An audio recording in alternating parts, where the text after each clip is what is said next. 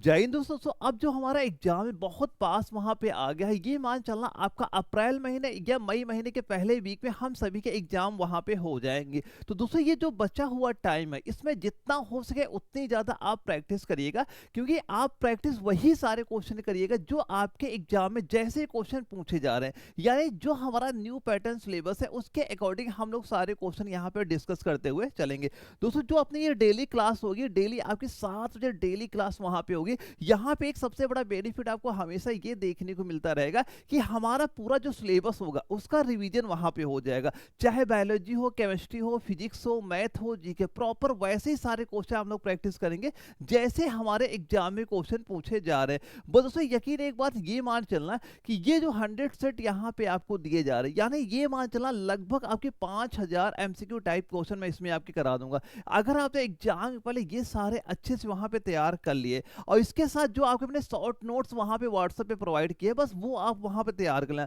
दो अब जो ये टाइम आपका होता है ना, अब इधर उधर आपको बिल्कुल वहां पे नहीं भटकना है। तो आप एक ही चीज तैयार करो, जहां से करो बस वहीं से तैयारी करो। जैसे कि अगर आप मेरे अकॉर्डिंग वहां पे चलोगे, क्योंकि होता है क्या दोस्तों, जैसे कि कई टीचर ऐसे और भी वहां पे होंगे, कई बायोलॉजी करा रहे हैं, केमिस्ट्री करा रहे हैं, मैथ जीके वहां पे करा रहे हैं।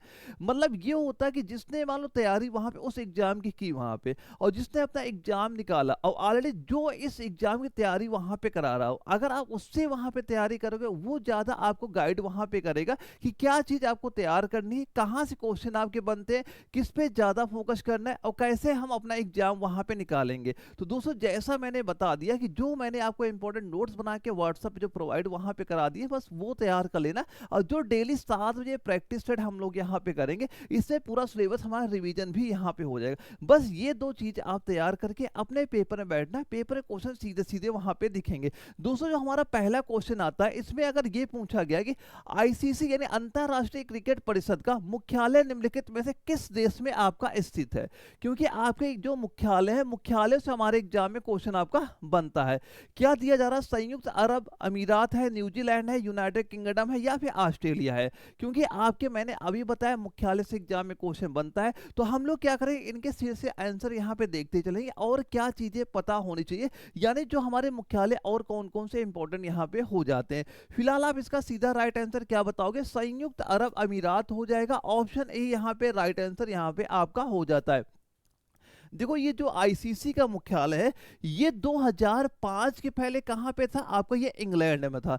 2005 के बाद आपका ये बदल के कहां पे आ गया? ये आपका संयुक्त अरब अमीरात में यहां पे आपका आ गया। अब देखो अभी मैंने बताया था, अगर कभी आपसे ये पूछ लिया जाता, अच्छा एक हमें आप ये बताओ कि ओलंपिक जो खेल होते हैं, ओलंपिक खेल का मुख्य इसका मुख्यालय कहाँ पे हो जाता है? या फिर दोस्तों जैसे आपसे ये पूछा जाए जो फुटबॉल है, इसका मुख्यालय मुख्यालय कहाँ पे हो गया? या फिर दोस्तों जैसे आपका फील्ड हॉकी है, फील्ड हॉकी है, इसका मुख्यालय अगर आपका पूछ लिया जाए, या फिर जैसे आपका बैडमिंटन हो गया, क्या हो गया? बैडमिंटन हो गया, इसका अगर मुख्यालय पूछ लिया जाए, जैसे आपका टेनिस हो गया, टेनिस खेल हो गया, इसका मुख्यालय बताओ कहाँ हो जाएगा? जैसे आपका शतरंज हो गया, इसका मुख्यालय बताओ कहाँ? क्या आप ऐसे इनके जो मुख्यालय आपको क्या वहां पे ध्यान आ रहे हैं? क्योंकि आपके एग्जाम में यही सारे क्वेश्चन पेपर में दिखेंगे, मुख्यालय से पेपर क्वेश्चन हमारे बनता है। तो मैं आपको वो सारी चीजें भी बताता चलूंगा कि आपको क्या चीज वहां पे तैयार करनी है। अगर आप इनके आंसर नहीं दे पा रहे हैं तो आप जो नोट्स मैंने आपको दिए हैं और एक बार ये सारे चीज वहां पे तैयार कर लेना कि क्वेश्चन आपका दिखेगा। तो ओलंपिक खेल का अगर आपसे पूछा जाएगा, आप सीधा सीधा क्या बताओगे? लू शाह ने, लू शाह ने बताना। लुई शाह ने कहाँ पे हो जाएगा? हम कहेंगे स्विट्जरलैंड में। कहाँ बता देंगे? स्विट्जरलैंड में आपका हो जाएगा। फुटबॉल का पूछा जा रहा है, इसमें आप क्या बताओगे? ज्यूरिख, क्या बताओगे? ज्यूरिख, ये भी कहाँ पे हो जाएगा? फुटबॉल आपका स्विट्जरलैंड में हो जाएगा। फील्ड हॉकी का अगर पूछा जाएगा तो आप क्या कहो? लू शाह ने, यहाँ बता रहे ये कहाँ पे हो जाएगा? लू शाह ने, लू शाह ने अभी मैंने बताया कहाँ है? स्विट्जरलैंड में हो जाता है। बैडमिंटन का अगर आपसे पूछा जाए, क्या बताओ? कुआलालंपुर, कुआलालंपुर हो जाएगा। ये कहाँ पे है स्थित है? ये आपका मलेशिया में हो जाएगा। टेनिस का पूछा जाएगा, आप बताओगे लंदन में। लंदन कहाँ पे है? आपका यूनाइटेड किंगडम हो जाएगा। और शतरंज का अगर आपसे पूछा जाए, इसको भी आप लूशाने यहाँ बता दोगे। यानी ये कुछ आपके मुख्यालय हो जाते हैं और कहाँ पे स्थित है, ये चीज मैंने आपको यहाँ पे नोट कर, क्योंकि मुख्यालय आपके एग्जाम में क्वेश्चन बनते हैं। आगे जो अपने प्रैक्टिस सेट वहाँ पे होगी, क्योंकि अभी हम 17 सेट कर रहे हैं। जब आप आगे आगे वहाँ जाते रहोगे, पूरा सिलेबस ही मैं आपका यहाँ पे कवर करा दूंगा। देखो अभिज्ञान शाकुंतलम के लेखक, देखो जो आपके बुक होते हैं उनके राइटर होते हैं, ये तैयार करना ज्यादातर चांस रहेंगे। एक क्वेश्चन इस बार भी आपको यहाँ पे देखने को मिलेगा, कौन सा? एक फेमस बुक आपसे पूछी जाएगी, उसके राइटर का नाम आपसे यहाँ पूछा जाता है।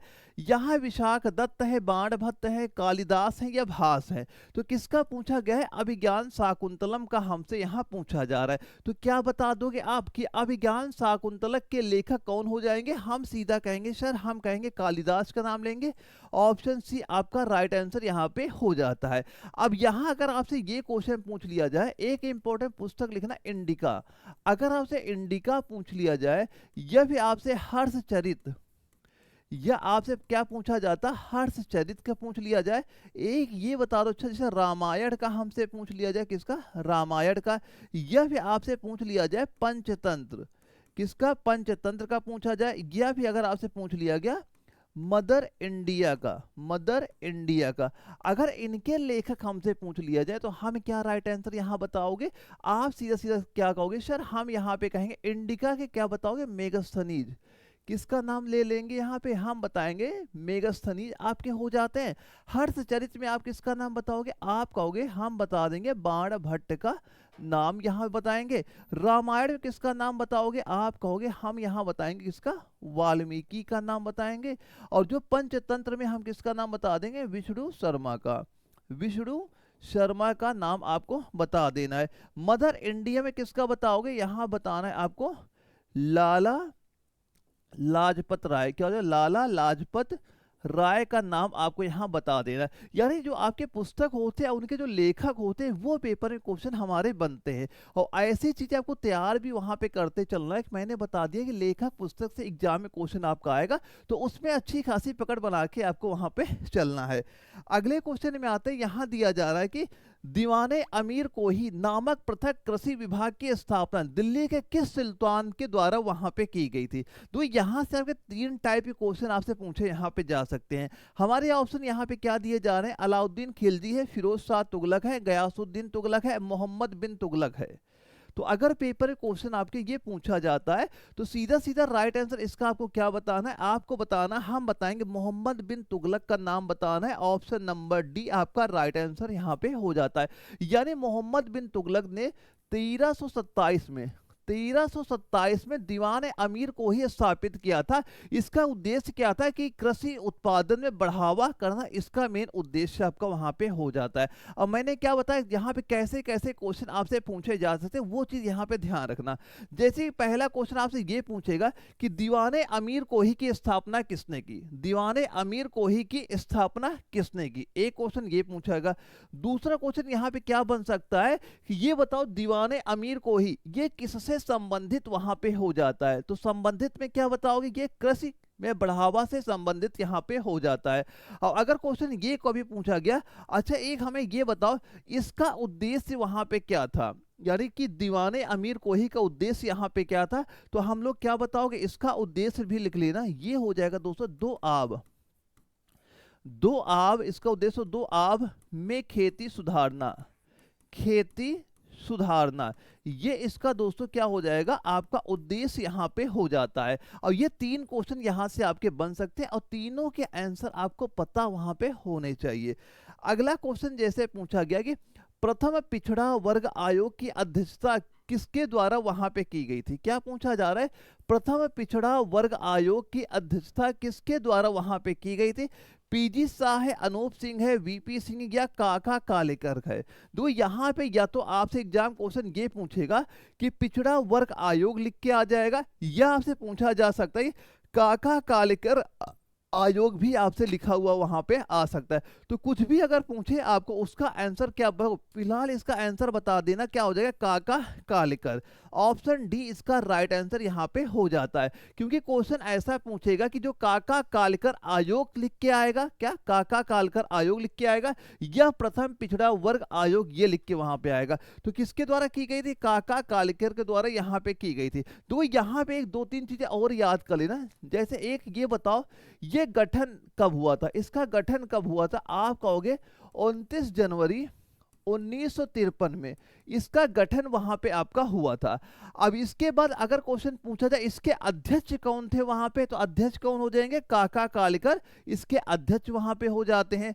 अब इसके बाद ये एक नोट करना, अगर कभी आपसे ये पूछा गया कि इसने रिपोर्ट कब प्रस्तुत यहाँ पे की, तो रिपोर्ट कब प्रस्तुत वहां पे हुई थी, हम बताएंगे 30 मार्च, क्या बता दोगे, 30 मार्च 1955 में इसकी रिपोर्ट वहां पे सौंपी गई थी। अब एक क्वेश्चन ये आपसे पूछा जा सकता है कि ये जो रिपोर्ट प्रस्तुत वहां पे की गई इसका हुआ क्या था, तो यहाँ पे क्या बताओगे, एक चीज ये यहाँ पे याद कर लेना कि जब इसका परिणाम अगर कभी क्वेश्चन पूछा जाए परिणाम इसका क्या वहां पे हुआ था, तो इसका दोस्तों जो परिणाम आया था 1961 में यहाँ पे आया था, जो कि जब परिणाम वहां पे आया था ये आयोग में जो सिफारिशें वहां पे की गई थी पिछड़े वर्ग के लिए वो उस समय वहां पे नकार दी गई थी, मना वहां पे कर दी गई थी। इसके बाद क्या हुआ था, पिछड़ा वर्ग आयोग की जो दोबारा सिफारिश वहां पे की गई थी, तो दोबारा सिफारिश कब यहाँ पे जाएगी, ये हो जाएगा 1979 में दोबारा वहां पे सिफारिश की गई थी और जिसे बाद में एक्सेप्ट वहां पे कर लिया गया था। तो ये दो तीन जो आपके डेटे हैं ये पता कर लेना कि इसका गठन कब हुआ, रिपोर्ट कब दी वहां पे, इसका परिणाम कब आया, परिणाम क्या वहां पे हुआ था, और जो पिछड़ा वर्ग आयोग की जो दोबारा सिफारिश वहां पे की गई थी वो कब आपकी वहां पे की गई थी। तो ऐसे क्वेश्चन आपके पेपर में दिख जाएंगे। वर्ष 1932 में निम्नलिखित में से किसने हरिजन सेवक संघ की स्थापना की, हरिजन सेवक संघ की स्थापना किसके द्वारा वहां पे की गई थी, तो ये क्वेश्चन तो आप देखते ही इसका आंसर वहां बता लोगे अगर पेपर में क्वेश्चन आपके पूछा गया। दोस्तों ये मान चलना जो आपका इसका एग्जाम होने वाला है तो आप ये कम से कम मान चलना, अगर आपको लगता है कि हम पेपर दे के आए और हम बिल्कुल श्योर वहां पे हो जाए कि हमारा सिलेक्शन हो जाए, तो कम से कम ये मान चला आपको 40 से लेकर 42 क्वेश्चन हर हाल में वहां पे सही करने हैं। अगर इतना स्कोर आपका नहीं हो पाता है तो मान लो अगर 35 क्वेश्चन भी आपके सही हो जाते हैं तो फिजिकल के लिए तो बुला लिया जाएगा, लेकिन फाइनल में आपको दिक्कत वहां पे देखने को मिल सकती है। लेकिन कम से कम आपको 40-42 क्वेश्चन अगर आपके सही होते हैं, आपका किसी भी जेडारस वहां पे आओगे तो आपका सिलेक्शन वहां पे हो ही जाएगा। अगर किसी बच्चे को वहां पे डाउट भी होता है तो जो कमेंट जो आपका स्क्रीन व्हाट्सअप नंबर यहाँ पे शो कर रहा है मुझे व्हाट्सअप पे मैसेज भी करना, जो भी आपका डाउट हो किसी भी प्रकार का डाउट हो आप हमसे वहां पूछ सकते हैं, उसका मैं रिप्लाई आपको बिल्कुल वहां पे करूंगा। देखो इसका बताओ कि वर्ष 1932 में निम्नलिखित में से किसने हरिजन सेवक संघ की स्थापना की थी, हम किसका नाम बता देंगे, महात्मा गांधी का नाम बताओगे, ऑप्शन सी यहाँ पे राइट आंसर यहाँ पे हो जाता है। यानी इसकी स्थापना किस वजह से वहां पे हुई थी, यानी कि जो उस समय दलित थे, यानी जो हरिजन वहां पे थे और उनको मान लो क्या होता था, उनको दलित मान लो बोला जाता था या उनको मंदिर के अंदर एंट्री वहां पे नहीं मिलती थी, यानी जो छुआछूत काफी ज्यादा वहां पे चल रहा है, यानी ये सब बंद वहां पे हो सके, इसी वजह से क्या हुआ था हरिजन सेवक संघ की स्थापना महात्मा गांधी जी के द्वारा वहां पे आपकी ये की गई थी। अगला क्वेश्चन ये पूछा गया सुप्रसिद्ध कृति यानी आपका तबकात ए अकबरी की रचना किसने वहां पे की, रचना मैंने बता दिया, रचना आपसे पूछी जा सकती है, पुस्तकों के नाम आपसे पूछे जा सकते हैं, तो ये चीज तैयार कर लेना कि ख्वाजा निजामुद्दीन है या आपकी बदायूनी हो जाएंगे, अबुल फजल हो जाएंगे, या आपका ख्वानानंद मीर यहाँ पे हो जाते हैं। तो किसका नाम आप बताओगे अगर पेपर में क्वेश्चन ये हमारा पूछा गया। आप दोस्तों काउंट करते चलना है क्या स्कोर यहाँ पे आपका हो रहा है, कि हमारा जीके में हम सही आंसर दे पा रहे हैं, या बायोलॉजी में क्या स्कोर हो रहा है, केमिस्ट्री में कितना स्कोर कर पा रहे हैं, फिजिक्स हो गया, मैथ हो गया, इसमें कितना स्कोर हमारा हो रहा है। लेकिन तभी आप ये मान चलना है कि फिलहाल जो ये प्रैक्टिस सेट हम लोग यहाँ पे कर रहे हैं, अगर आज के टाइम पे यहाँ पे आपने 35-36 सही करके चल रहे हो तो कोई दिक्कत नहीं है, बस तैयारी कंटिन्यू वहां पे कर लेना। अगर कुछ बच्चे ऐसे भी वहां पे होंगे जो पहली बार तैयारी वहां पे कर रहे होंगे तो आप नोट्स भी वही केवल तैयार करना, पेपर में बैठ जाना, पेपर में क्वेश्चन आपको वहां पे दिखेंगे। तो इसका राइट आंसर आप क्या बताओगे, यहाँ पे हम कहेंगे ख्वाजा निजामुद्दीन हो जाएगा, ऑप्शन ए हमारा राइट आंसर हो जाता है। अब ये जो कृति है ये कब वहां पूरी हुई थी, हम कहेंगे ये कृति आपकी 1593 में कब पूरी हुई थी, आप कह दोगे 1593 में ये कृति आपकी पूरी यहाँ पे हुई थी। मैं कुछ पुस्तकें भी और आपको बता देता हूँ कि पुस्तक से हमारे एग्जाम में क्वेश्चन आपका बनता है। जैसे कि अगर कभी आपसे ये पूछ लिया जाए, एक हमें बताओ जो आपका अर्थशास्त्र है, अर्थशास्त्र के लेखक कौन यहाँ पे हो जाएंगे। एक जैसे गीतांजलि आपसे पूछ लिया जाए, क्या पूछा जाए, गीतांजलि के लेखक बताओ कौन हो जाएंगे। एक बताओ कि भारत की खोज, भारत की खोज के लेखक अगर आपसे पूछ लिया जाए किसका नाम यहाँ बता दोगे। एक ये बताना अगर आपसे पूछा जाए हिंद स्वराज, हिंद स्वराज के लेखक बताओ कौन यहाँ पे हो जाते हैं। तो बताओ इनके, आप इनमें से किस किस के आंसर यहाँ पे दे पा रहे हो, तो इनमें किन किन के आंसर यहाँ पे दे पा रहे हो। अगर आपको लगता है कि हम इनके आंसर नहीं दे पा रहे हैं तो भाई ये टॉपिक तैयार करके जाना। एक बार जब पेपर में बैठना, इस बार आप खुद कहोगे सर यहाँ से एक क्वेश्चन यहाँ पे दिखा था, और 100% मैं बता रहा हूँ पेपर में क्वेश्चन यहाँ से आपका आएगा। तो पुस्तक और लेखक अच्छे से तैयार करके वहां पे आपको जाना है। तो अर्थशास्त्र हमें पता है, किसका नाम बताएं, कौटिल्य का नाम बताएं। कौटिल्य को हम लोग चाणक्य के नाम से वहां पे जानते हैं। गीतांजलि में आप बताओ किसका नाम बताओगे। आप कहोगे हम बताएंगे रविंद्रनाथ टैगोर का, रविंद्रनाथ टैगोर का नाम हम लोग यहाँ बता देते हैं।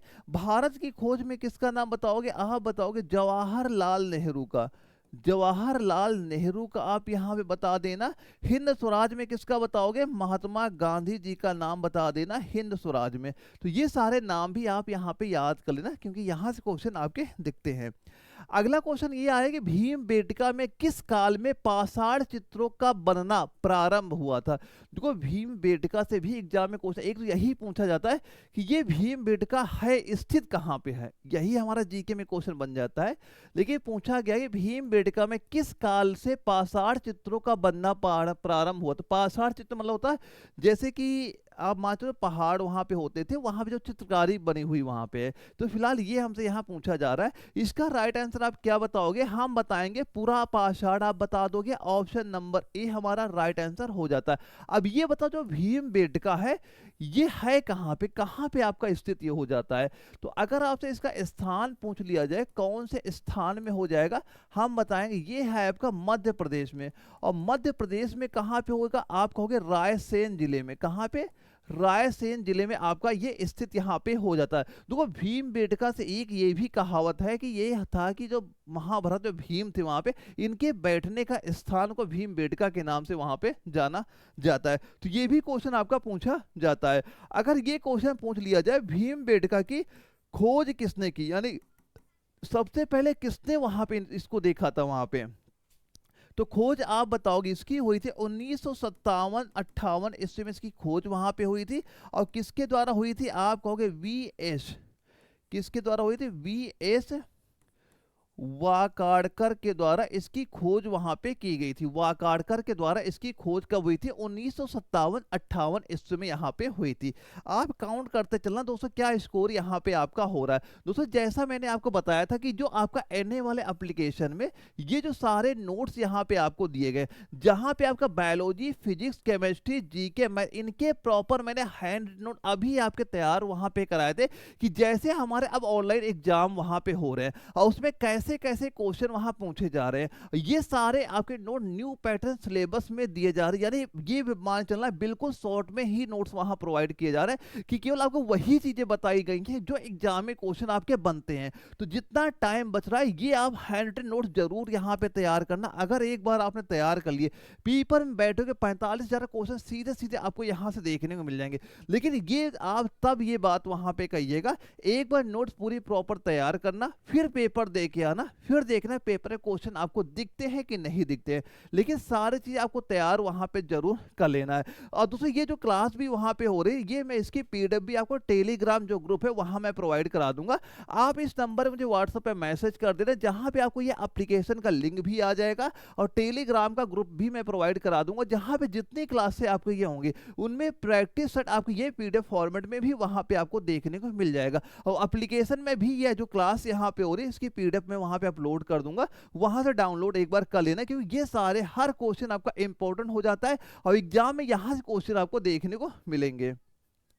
अगले क्वेश्चन में आते हैं, क्या दिया जा रहा है, वर्ष 1915-16 में किसके नेतृत्व में 2 होम रूल लीग शुरू हुए थे। कब पूछा गया, 1915-16 में पूछा जा रहा है, किसके नेतृत्व में होम रूल लीग वो चालू हुए थे। तो एनी बेसेंट लोकमान्य तिलक है, तिलक और लाला लाजपत राय है, तिलक और विपिन चंद्र पाल है, और तिलक और आपके अरविंद घोष हैं।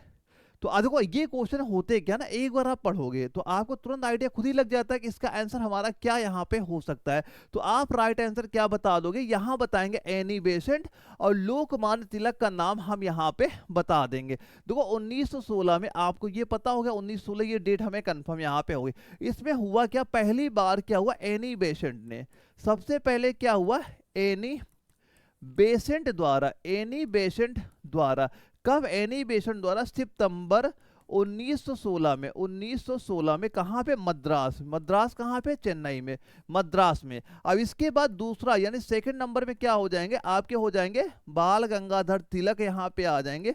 और तिलक क्या बताओगे, इनके द्वारा हुआ था अप्रैल 1916 में, कहां पे, महाराष्ट्र, कहां पे, महाराष्ट्र है, पुणे में महाराष्ट्र में आपका होम रूल लीग की स्थापना वहां पे की गई थी।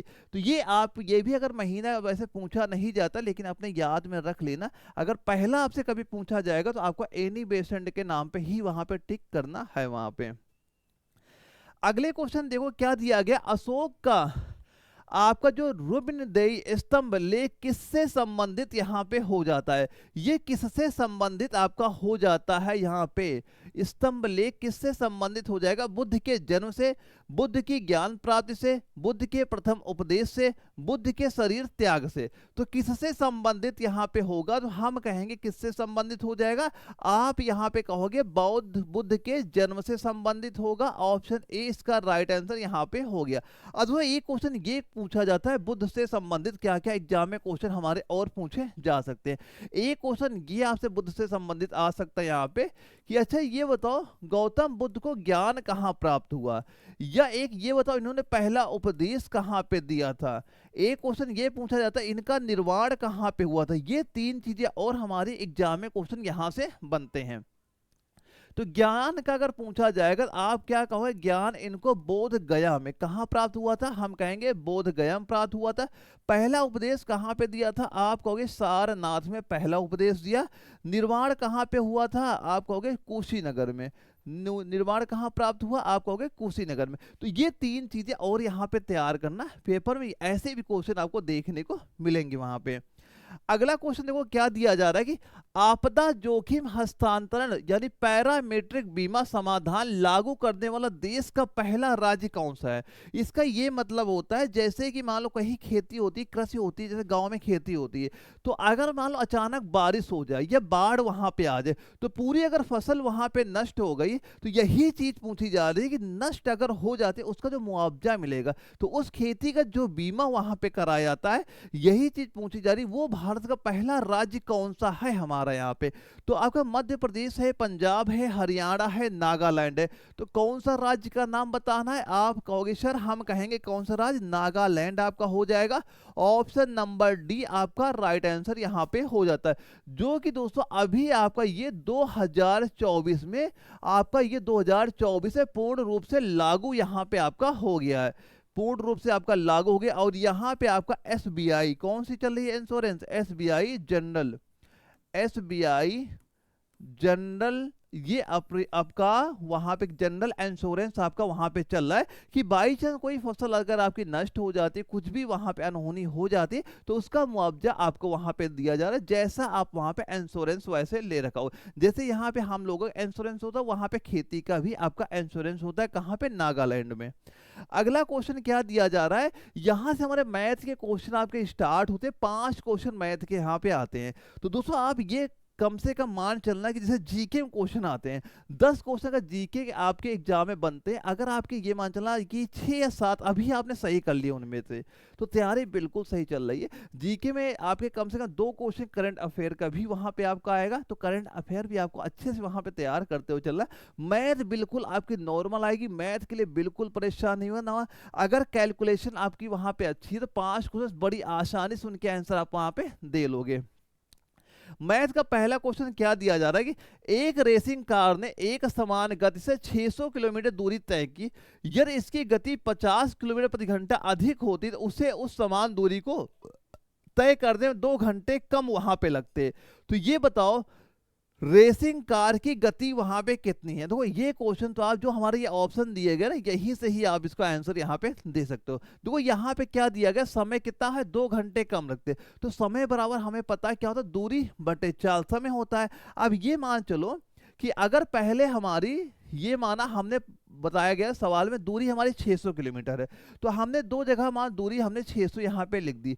अगर पहले चाल हमारी एक जगह x थी यहाँ पे, और दूसरी चाल हमारी क्या होगी यहाँ पे कि अगर चाल को आपको ये 50 किलोमीटर प्रति घंटा अधिक यहाँ पे हो जाए, तो अगर चाल अभी आपके x में हमने क्या जोड़ दिया 50, तो यहाँ पे जो समय लग रहा था और जो इसका समय लगा, दोनों के बीच जो डिफरेंट हमने लिया ये बराबर 2 घंटे के बराबर हमारा आ गया। बस देखो यहाँ से या तो आप ये कर लो कि ये दोनों आप मान लो, ये जो आपका एक समीकरण यहाँ बनेगा उसको आप सॉल्व करिए, x का मान वहां पे निकाल लो। या फिर एक बात आप ये कर सकते हो कि यहाँ पे इन चार, केवल यही चार ऑप्शन हमें चेक करने हैं कि इन चार ऑप्शन हम यहाँ पे कौन सी संख्या रख दे यहाँ पे कि इसका टोटल मान हमारा, टोटल मान आपका यहाँ पे 2 इधर भी आ जाए। देखो तो यहाँ पे अगर देखो हम लेते हैं, अगर आपने ये ले लिया सी वाला और 100 ले लो यहाँ पे, देखो यहाँ पे अगर हम 100 रख दें, जहाँ x है यहाँ पे क्या हो गया 100, और यहाँ 100 प्लस 50 कर दिया, ये कितना हो गया 150, 150 हो गया यहाँ पे। अब देखो यहाँ पे दो दो जो कट गया, हमारे कितना बच रहा है कि यहाँ पे आपका 6 बच गया।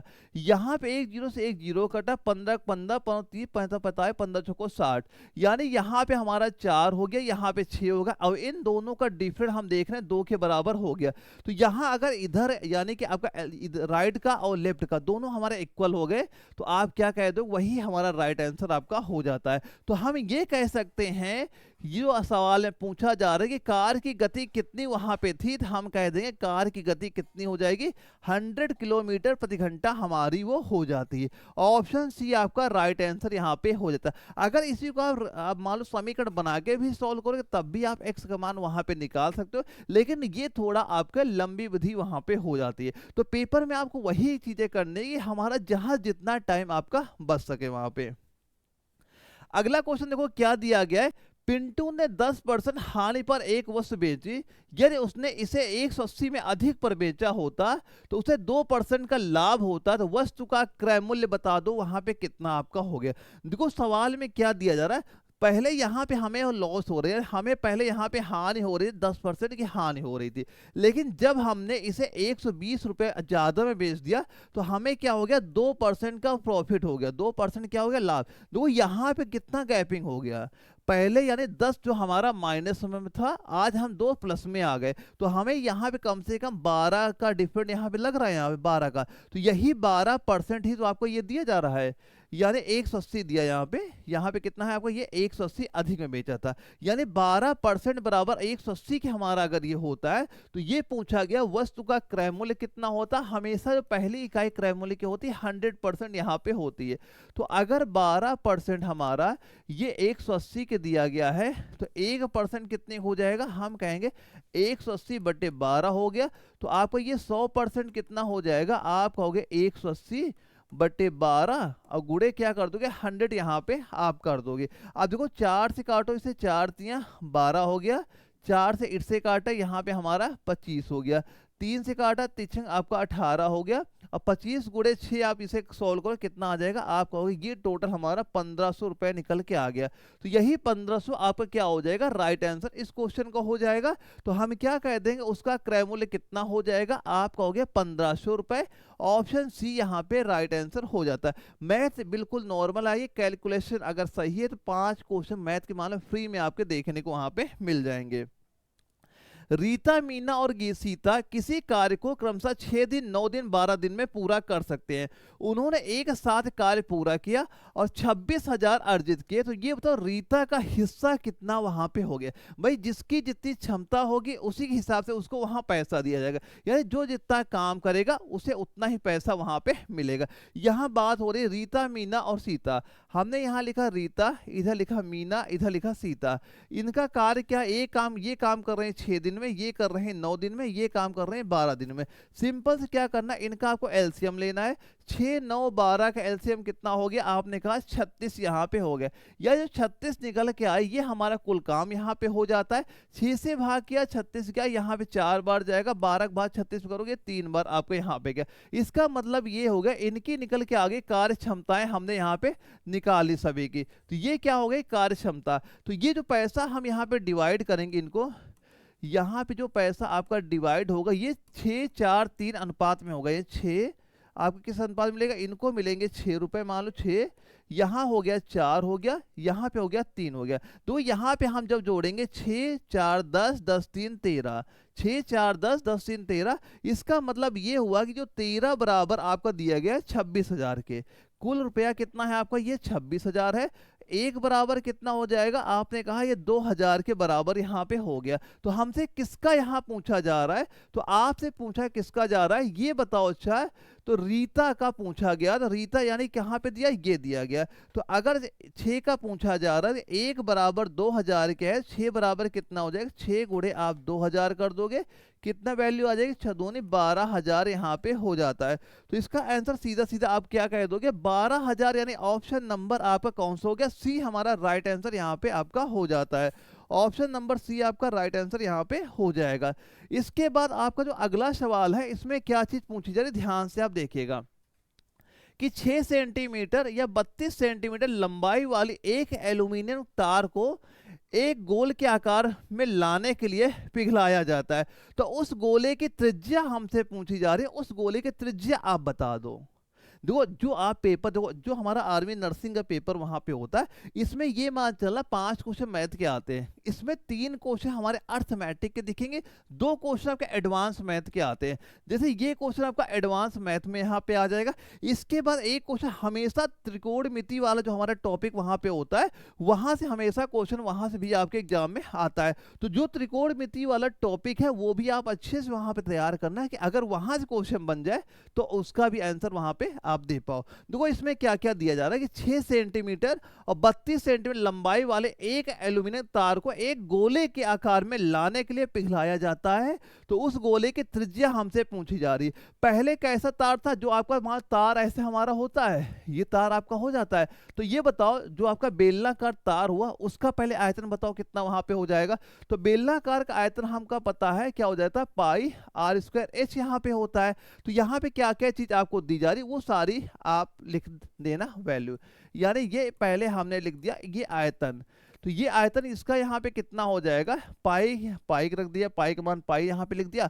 आर का मान त्रिज्या क्या लिया, 32 सेंटीमीटर लंबाई वाली एक एल्यूमिनियम की तार को, यानी 6 सेंटीमीटर का इसका व्यास कितना 6 सेंटीमीटर, तो त्रिज्या कितनी यहाँ पे हो जाएगी, 3 यहाँ पे हो जाएगी। तो यहाँ पे हम लिख सकते हैं 3 गुणे 3 हो गया। और यहाँ पे एच लिखा है, ऊंचाई कितनी हो जाएगी 32 सेंटीमीटर ऊंचाई, तो यहाँ पे इसका गुणा कर दोगे आपने 32 से। तो ये वैल्यू कितने निकल के आ गई, ये हो जाएगी 288 पाई हमारी हो गई। अब इसको हमें कैसा बनाना है, ये आपको बनाना है गोले जैसा हमें बनाना है। तो गोले का वही हमसे त्रिज्या यहाँ पूछी जा रही है, तो कैसे निकालोगे। अब ये बताओ अच्छा, जो गोला आपका होता है, गोला का आयतन क्या हो जाएगा, जो गोला रहेगा गोले का आयतन सीधा सीधा आप कहते हैं ये होता हमारा 4/3 पाई आर की घात 3 यहाँ पे होता है। लेकिन देखो जो इसका आयतन रहेगा बेलन का, भाई है तो वही चीज यहाँ पे, आप इसका गोला वहां बना रहे हो तो आयतन आपके बराबर हो जाएंगे। तो हमसे गोले का जो आयतन है इसका आपसे त्रिज्या यहाँ इसका मान पूछा जा रहा है। तो हम ये कह सकते हैं 4/3 पाई आर की घात 3 बराबर, इसके बराबर आप यहाँ पे कर दो 288 पाई के बराबर कर दिया। तो यहाँ पे क्या हुआ, ये पाई सीधा सीधा आप काट दोगे, तो ये आर की घात 3 बराबर कितना हो गया 288, ये बटे 4 आएगा, ये 3 हमारा ये ऊपर आपका इसके पास यहाँ पे आ जाएगा। अब इसको सॉल्व करो कितना यहाँ पे आपका हो जाता है, इसको सोल्व करो गुणा करोगे ये आपका निकल के आ गया 216 यहाँ पे निकल के आ गया। यानी कि अगर r की घात 3 बराबर 216 हमें दिया गया, r बराबर क्या हो जाएगा, घनमूल निकाल दो किसका 216 का, ये किसका घनमूल यहाँ पे हो जाएगा, आप कहोगे 6 का यहाँ पे हो जाता है। तो हम क्या कह देंगे, गोले की त्रिज्या कितनी यहाँ पे हो गई, ये आपकी 6 सेंटीमीटर यहाँ पे हो जाते। एक बार स्क्रीनशॉट इसकी लेना, प्रैक्टिस करना, ऐसा क्वेश्चन आपके पेपर में वहां पे दिखेगा, आपसे पूछा जाता है। अब ये बताओ यदि ए और 2a-15 ये दोनों न्यून कोण हैं, दोनों न्यून कोण हैं, जैसे कि साइन ए बराबर कॉस 2-15 अंश। तो हमसे पूछा जा रहा है टेन ए का मान बताओ किसके बराबर होता है। अभी कहा कि एडवांस मैथ दो क्वेश्चन आते हैं, एक अपना वो एडवांस मैथ था, एक हमारा ये एडवांस मैथ का हो गया। यानी जैसा पेपर आता है सेम मैं वैसे ही क्वेश्चन यहाँ पे कराऊंगा। अगर तभी मैं कह रहा हूँ अगर 35 तक सही कर पा रहे हो तैयारी आपकी बिल्कुल सही यहाँ पे चल रही है। देखो यहाँ पे एक चीज हम ये कह सकते हैं कि अगर ये दो न्यून कोण यहाँ पे हो गए और हमें पता है कि इनका कोणों का योगफल कितना यहाँ पे हो जाता है, आपको पता होगा कोणों का योगफल होता है हमारा 90 अंश के बराबर हो जाता है। तो यहाँ पे हम एक चीज ये लिख सकते हैं, यहाँ पे देखो ए लिख दो, ए प्लस एक ब्रैकेट लिख दिया आपने 2a माइनस का 45 बराबर इसे 90 अंश के बराबर यहाँ पे कर दोगे। यहाँ लिखा है 2a माइनस का 45 लिख दिया, और ये दोनों जो आप जोड़ोगे ये आपके कितने बराबर हो गया, हमने लिख दिया 90 अंश के। अब ये बताओ जैसे ये a हो गया ये 2a, जो आप यहाँ पे जोड़ोगे ये हो गया 3a हो गया माइनस का 45 बराबर हमारा ये 90 हो गया। अब ये बताओ 3a बराबर कितना हो जाएगा, ये इधर आएगा जुड़ जाएगा, बराबर कितना हो गया आपका हो गया 135 यहाँ पे हो गया। a की वैल्यू कितनी हो जाएगी 135 बटे आप करो 3 से भाग कर दोगे, ये निकल के आ गया कितना हो जाएगा 45 अंश यहाँ पे हमारा निकल के आ गया। अब a का मान अगर आपने निकाल लिया यहीं पे रख दो, तो यहाँ पे tan a है, tan a लिखा, जहाँ a लिखा वहां पे हम कितना रख दें 45। तो हमें पता है जो tan 45 का मान कितना होता है, आप सीधा सीधा कहोगे 1 होता है। tan 45 का मान कितना हो जाएगा 1 हमारा मान होता है, तो आप क्या कहोगे ऑप्शन नंबर सी इसका राइट आंसर यहाँ पे हो जाता है। बस सवाल में क्या चीज दी जा रही बस देखते जाओ, आपका आंसर यहाँ पे सीधा सीधा आ जाएगा। देखो फिजिक्स तो इससे भी आपकी नॉर्मल आती है, मेन आपको जो फोकस करना है बायोलॉजी और केमिस्ट्री वहां पे करना है। जो बच्चा बायोलॉजी और केमिस्ट्री पकड़ वहां बना ली तो ये मान चला 100% एग्जाम वो क्लियर कर लेगा। और बायोलॉजी केमिस्ट्री मैंने प्रॉपर आपको फोकस करके नोट्स वहां पे दिए हैं ताकि आप बड़ी आसानी 45 प्लस क्वेश्चन स्कोर अपना वहां पे कर सको वहां पे। अब यहां पे हम लोग देखते हैं अगला सवाल जो हमारा आता है फिजिक्स का, कि ये बताओ दो आवेशों के बीच दूरी आधी करने पे उनके बीच बल क्या हो जाएगा, बल कैसा हो जाएगा, आधा होगा, 2 गुना होगा, 4 गुना होगा, या 1/4 हो जाएगा। तो कैसे इसका आंसर आप बताओगे। देखो यहां से कई सारे क्वेश्चन और आपसे पूछे जा सकते हैं, वो सारे मैं बताऊंगा कि क्या क्या चीजें और आपसे यहां पूछ सकता है। देखो पहले से ये बताओ, हमें एक पता है कि इसका जो आपका फार्मूला यहाँ पे क्या होता है, बल बराबर होता है F बराबर हो जाएगा आपका, ये हो जाएगा K Q1 Q2 बटे आर स्क्वायर यहाँ पे हो जाता है। अब बताओ यहाँ पे सवाल में क्या दिया, दो आवेशों के बीच की दूरी, अगर ये दूरी आधी करने पे, अगर ये दूरी आप यहाँ पे क्या कर दोगे आधी यहाँ पे कर दोगे, तो क्या हो जाएगा, जब इसकी दूरी आप आधी कर दोगे, जहाँ पे आर लिखा है, अब जहाँ देखो आर स्क्वायर लिखा है, आधी करोगे 1/2 का वो स्क्वायर हो जाएगा, तो ये बराबर हो गया, स्क्वायर करोगे ये बराबर आपका 1/4 यहाँ पे हो गया। तो ये जो 1/4 हुआ, 4 तो हमारा क्या ऊपर चला जाएगा आपका ना यहाँ पे, तो आप क्या कह दोगे वो हो जाएगा आपका 4 गुना यहाँ पे हो जाएगा। क्या राइट आंसर बताओगे, ऑप्शन नंबर सी इसका राइट आंसर यहाँ पे हो जाता है। अब मैं आपको एक चीज ये बताता हूँ कि यहाँ से क्या क्या चीजें और आपसे एग्जाम में क्वेश्चन वहां पूछे जा सकते हैं। जैसे एक साहब से ये पूछेगा, पहला क्वेश्चन ये पूछेगा कि कूलाम नियम किससे संबंधित है, जो कूलाम नियम है ये किससे संबंधित यहाँ पे होता है। तो पहला क्वेश्चन तो हो गया हमारा नंबर 1 क्वेश्चन, कूलाम नियम किससे संबंधित, आप बताओगे दो आवेशों की उनके गुणनफल से संबंधित यहाँ पे हो जाता है। दूसरा आपसे एग्जाम में क्वेश्चन ये पूछेगा कि जो आपका कूलाम स्थिरांक था, जहां मैंने आपको लिखा था जैसे बल बराबर क्या था आपका K Q1 Q2 upon R square था, यहाँ पे अगर ये पूछा जाए जो कूलाम स्थिरांक के है इसकी वैल्यू कितनी यहाँ पे हो जाती है, तो इसका मान क्या बताओगे 9 × 10⁹ ये क्या हो जाएगी दोस्तों, इसकी आपकी वैल्यू यहाँ पे आपकी हो जाती है।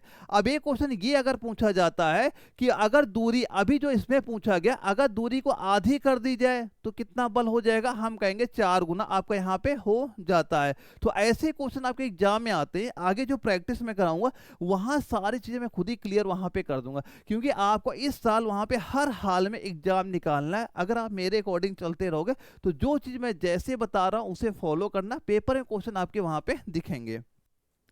देखो अगला क्वेश्चन आता है कि एक चुंबकीय सुई को आसमान यानी कि असमान चुंबकीय क्षेत्र में रखा जाता, ये अनुभव करती है। तो ऐसे क्वेश्चन तो आप देखो जब आप हाई स्कूल में वहाँ पढ़ते होगे तो ये वो हमारे टॉपिक यहाँ पे आ जाते हैं। क्योंकि दोस्तों जो आपका आर्मी नर्सिंग का एग्जाम वहाँ पे होता है, तो ये मान चलना आपका 9th से लेके आपके 12th तक सारे जितना हमारा सिलेबस उसके अकॉर्डिंग क्वेश्चन वहाँ पूछे जाते हैं। उसमें जितने टॉपिक आपके हैं तो किसी भी टॉपिक से एग्जाम में क्वेश्चन बन सकता है। तो ये हमारा हाई स्कूल में जो चैप्टर वहाँ पे था, जहाँ पे हमने क्या पढ़ा था कि एक बल और एक आघूर्ण, इसका राइट आंसर क्या हो जाएगा, एक बल एक आघूर्ण हो जाएगा। सीधा सीधा आप कह दोगे ऑप्शन ए हमारा राइट आंसर यहाँ पे हो गया।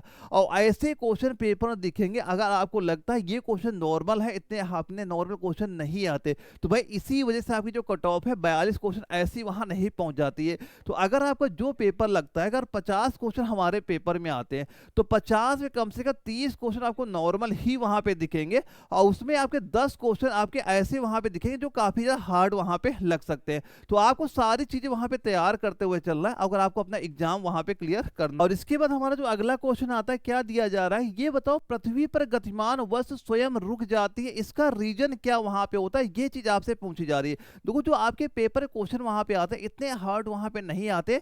ये क्वेश्चन आप ऐसे क्वेश्चन आप देखते वहां पे आंसर दे लोगे, क्योंकि आपका जो पेपर रहेगा ये मान चलना कि अगर आपके 50 क्वेश्चन आते 30 क्वेश्चन बिल्कुल नॉर्मल ही वहां पे आपको दिख जाएंगे। तो इसका राइट आंसर क्या बताओगे, यदि पृथ्वी पर गतिमान वस्तु स्वयं रुक जाती है किस वजह से, क्योंकि आप देखो नीचे एक बल काम करता है, वो कैसा बल काम करता है आपको, वो रहता है घर्षण बल वहां पे रहता है। तो सीधा सीधा हम क्या कहेंगे, अगर घर्षण बल वहां पे काम करेगा तो जो उसकी गति होती है वो चेंज करके उसे ऊष्मा बदलती है, और जिसकी वजह से क्या होता है, वो कोई गतिमान वस्तु वो ऑटोमेटिक वहां पे रुक जाती है। तो हम कहेंगे सीधा घर्षण बल हो जाएगा, ऑप्शन नंबर बी इसका राइट आंसर आपका हो जाता है। और घर्षण बल के बारे में जो अपनी पिछले प्रैक्टिस सेट वहां पे कराया उसमें मैंने डिटेल से आपको सारी चीजें वहां पे बता रखी है। तो यहाँ पे हर सेट जो मैं करा रहा हूँ हर सेट आपका इंपॉर्टेंट रहेगा, तो कोई भी सेट आप इसकी बिल्कुल ना करिएगा, कहीं ना कहीं मैं वो सारी चीज डिटेल से हर चीज वहां पे आपको बताता हुआ वहां पे चलता रहूंगा। अगले क्वेश्चन में क्या दिया जा रहा है कि एक वस्तु वृत्त में घूम रही है तो उसकी गति है, यानी कोई वस्तु ये मान चलो अगर मान लो वृत्ताकार गति में ऐसे घूम रही वहां पे, अगर ये पूछा जाए तो उसमें क्या है, एक समान वेग है, एक समान चाल है, या परिवर्तनीय वेग है, या परिवर्तनीय चाल है। तो फिजिक्स तो बिल्कुल नॉर्मल आएगा उसकी। देखो आपका मैथ हो गया, फिजिक्स हो गया, ये इस पे आपको ज्यादा टेंशन नहीं लेना, मेन टेंशन लेनी बायोलॉजी में केमिस्ट्री में आपको। तो यहाँ पे हम सीधा सीधा क्या कहेंगे, वो हो जाएगा एक समान चाल से वहां पे घूमती रहती है। यानी वृत्तीय गति में चाल जो होता है वो स्थिर वहां पे रहती है, लेकिन केवल जो उसकी दिशा वहां पे रहती है, दिशा क्या होती है केवल वहां बदलती रहती है। तो चाल क्या हो जाएगी, स्थिर हो जाएगी, और दिशा क्या है वो आपकी बदलती वहां पे रहती है। तो हम कह देंगे ऑप्शन बी आपका राइट आंसर यहाँ पे होगा। अगले क्वेश्चन पूछा गया, निम्न में से केवल स्केल मात्रा चुने। देखो स्केल मात्रा तो आपको पता ही क्या होती है हमारी स्केल मात्रा। अब ये बताओ इसमें कौन है जो केवल स्केल मात्रा है, ऊर्जा है, आघूर्ण है, संवेग है, या बल है। तो क्या बताओगे इसका राइट आंसर यहाँ पे। देखो पहले तो ये जान लो स्केल मात्रा होती क्या है। तो स्केल मात्रा क्या वहां पे होती है, एक ऐसी भौतिक राशि यहाँ पे होती है जिसमें केवल क्या होता है, परिमाण होता है, जिसमें केवल क्या होता है, परिमाण यहाँ पे ये आपका होता है, लेकिन जो आपकी ये दिशा होती है, दिशा यहाँ पे आपकी नहीं होती है। तो उसे कैसी मात्रा कहते हैं, वो आपका स्केल मात्रा में वहां पे आपका आ जाता है। जैसे एग्जाम्पल के तौर पे आप यहाँ पे देखना, जैसे कि अगर एग्जाम में क्वेश्चन पूछा जाए स्केल मात्रा क्या है हमारी, जैसे आपका द्रव्यमान हो गया, द्रव्यमान हो गया, जैसे आपको ये ऊर्जा हो गया, ऊर्जा हो गई, ऊर्जा के बाद जैसे आपका ताप हो गया, ताप हो गया, जैसे आपका समय हो गया, क्या हो गया, एक समय हो गया, समय के बाद जैसे आपका आयतन, आयतन हो गया, इसके बाद जैसे आपका घनत्व हो गया। यानी ये सारे क्या होते हैं आपके स्केलर मात्रा में यहाँ पे आ जाते हैं, यानी इनमें परिमाण तो होता है लेकिन दिशा यहाँ पे नहीं होती है, तो वो क्या हो जाएंगे हमारे स्केलर मात्रा में आपके आ जाते हैं, और ये सारे उसी में आपके वहां पे देखने को मिल जाते हैं। अगले क्वेश्चन ये पूछा जा रहा है जो हमारा केमिस्ट्री का आपका हो गया, यानी अब हमारे केमिस्ट्री और बायोलॉजी क्वेश्चन हम लोग यहाँ पे डिस्कस करेंगे, और जो आपका इंपॉर्टेंट भी यहाँ पे हो जाता है। अगर जिस बच्चे ने इसमें सही से अपना स्कोर वहाँ पे कर लिया वो सिलेक्शन अपना वहाँ पे लेके जाए, क्योंकि 30 क्वेश्चन आपके ये आते हैं, और ये आपका इंपॉर्टेंट पार्ट भी हमारे एग्जाम को वहाँ पे हो जाता है।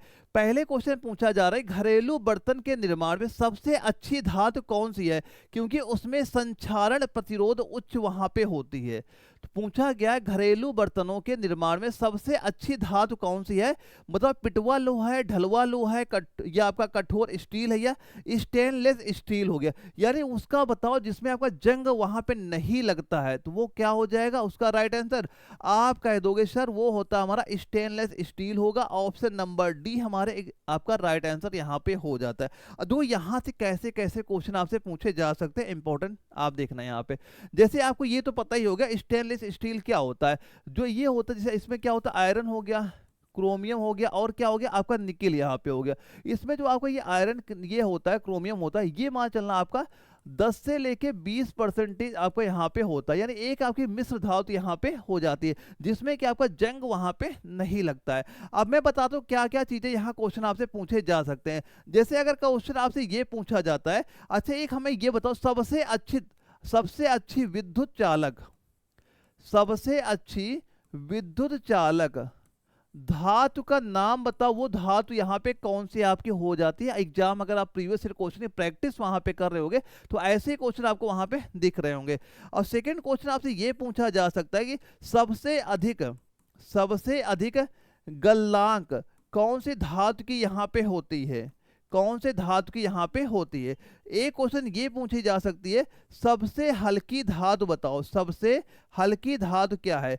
एक क्वेश्चन आपसे जैसे पूछा गया सबसे अच्छी तापीय चालक, सबसे अच्छी तापीय चालक, तापीय चालक वो कौन सी धातु यहाँ पे आपकी हो जाएगी। तो ऐसे क्वेश्चन आपके एग्जाम में दिखेंगे वहां पे। तो अगर पूछा गया कि सबसे अच्छी विद्युत चालक धातु कौन सी हो जाएगी, आप किसका नाम बताओगे, आप बताओगे चांदी का नाम यहाँ बताना है। सबसे वो कौन सी धातु जिसका गलनांक सबसे ज्यादा वहां पे होता है, तो हमें पता है किसका नाम बताएंगे, टंगस्टन का नाम, टंगस्टन का नाम यहाँ पे आपको बता देना है। सबसे हल्की धातु क्या अगर पूछा जाएगा क्या बताओगे, आप बताओगे लिथियम का नाम, किसका, लिथियम का। और तापीय चालक धातु कौन सी हो जाएगी, आप कहोगे चांदी, चांदी। सबसे अच्छी तापीय चालक धातु कौन सी हो जाएगी, चांदी यहाँ पे हो जाती है। तो कोई भी चीज अगर पूछी जाए आप उसका आंसर वहां पे दे सकते हैं। अगला क्वेश्चन आता है वे मिश्र धातु जिसमें पारा एक धातु होता है क्या कहलाता है।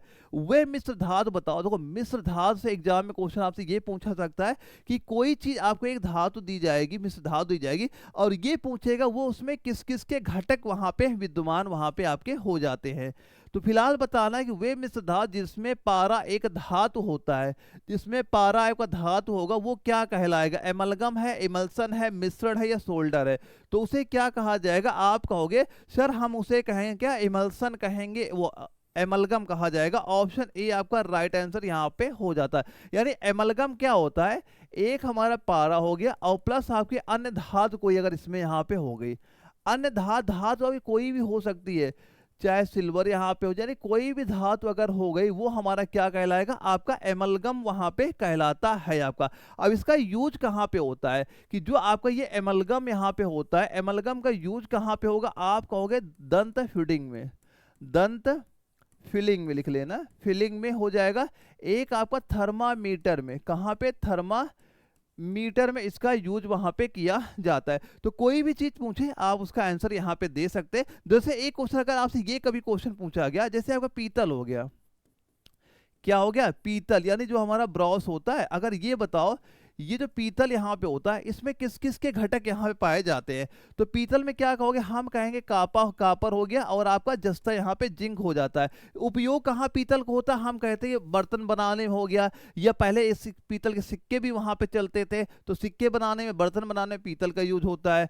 अगर कभी आपसे ये क्वेश्चन पूछ लिया जाए, अच्छा ये बताओ जो आपका कांसा होता है, क्या जो आपका कांसा यहाँ पे होता है जिसे हम लोग ब्रोंज के नाम से जानते हैं, ब्रोंज हो गया, ये किसमें किस किस घटक यहाँ पे हो जाएंगे, यहाँ भी कहोगे कापर हो गया, और आपका टिन यहाँ पे हो जाता है। तो कांसा का यूज कहाँ पे होता है, मूर्तियां बनाने में इसका बहुत ज्यादा यूज वहां पे किया जाता था। इसके बाद अगर कभी आपसे गन मेटल, अगर गन मेटल पूछा जाए कहाँ पे यूज इसका यहाँ पे होता है, पहले मिश्रण बता दो।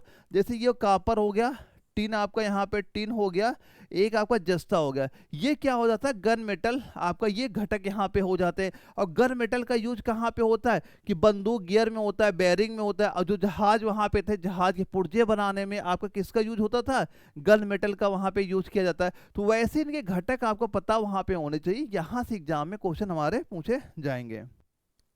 अच्छा ये बताओ कोलाइड क्या होता है? कोलाइड बताओ क्या है? सच्चे घोल होते हैं, या एक फेज के दूसरे में आपके सस्पेंशन होते हैं, दो फेज सिस्टम होते हैं, या केवल जल घुलनशील पदार्थ वहां पे होते हैं? तो कोलाइड आपका क्या चीज यहाँ पे होता है? तो आप बताओ राइट आंसर यहाँ पे क्या हो जाएगा? तो कोलाइड दोस्तों क्या बताओगे? ये आपका होता है कि दो फेज सिस्टम यहाँ पे होते हैं। ऑप्शन सी आपका राइट आंसर यहाँ पे हो जाता है। अब दोस्तों यहाँ पे देखो कोलाइड से कैसे कैसे क्वेश्चन हमारे पेपर में बन सकते हैं। एक चीज अगर आपसे ये पूछ लिया जाए, एक ये नोट करना। अच्छा ये बताओ जो आपका टिंडल प्रभाव है, अगर कभी हमसे पूछा जाए टिंडल प्रभाव, टिंडल प्रभाव किसमें दिखता है? टिंडल प्रभाव किसमें आपका ये दिखता है?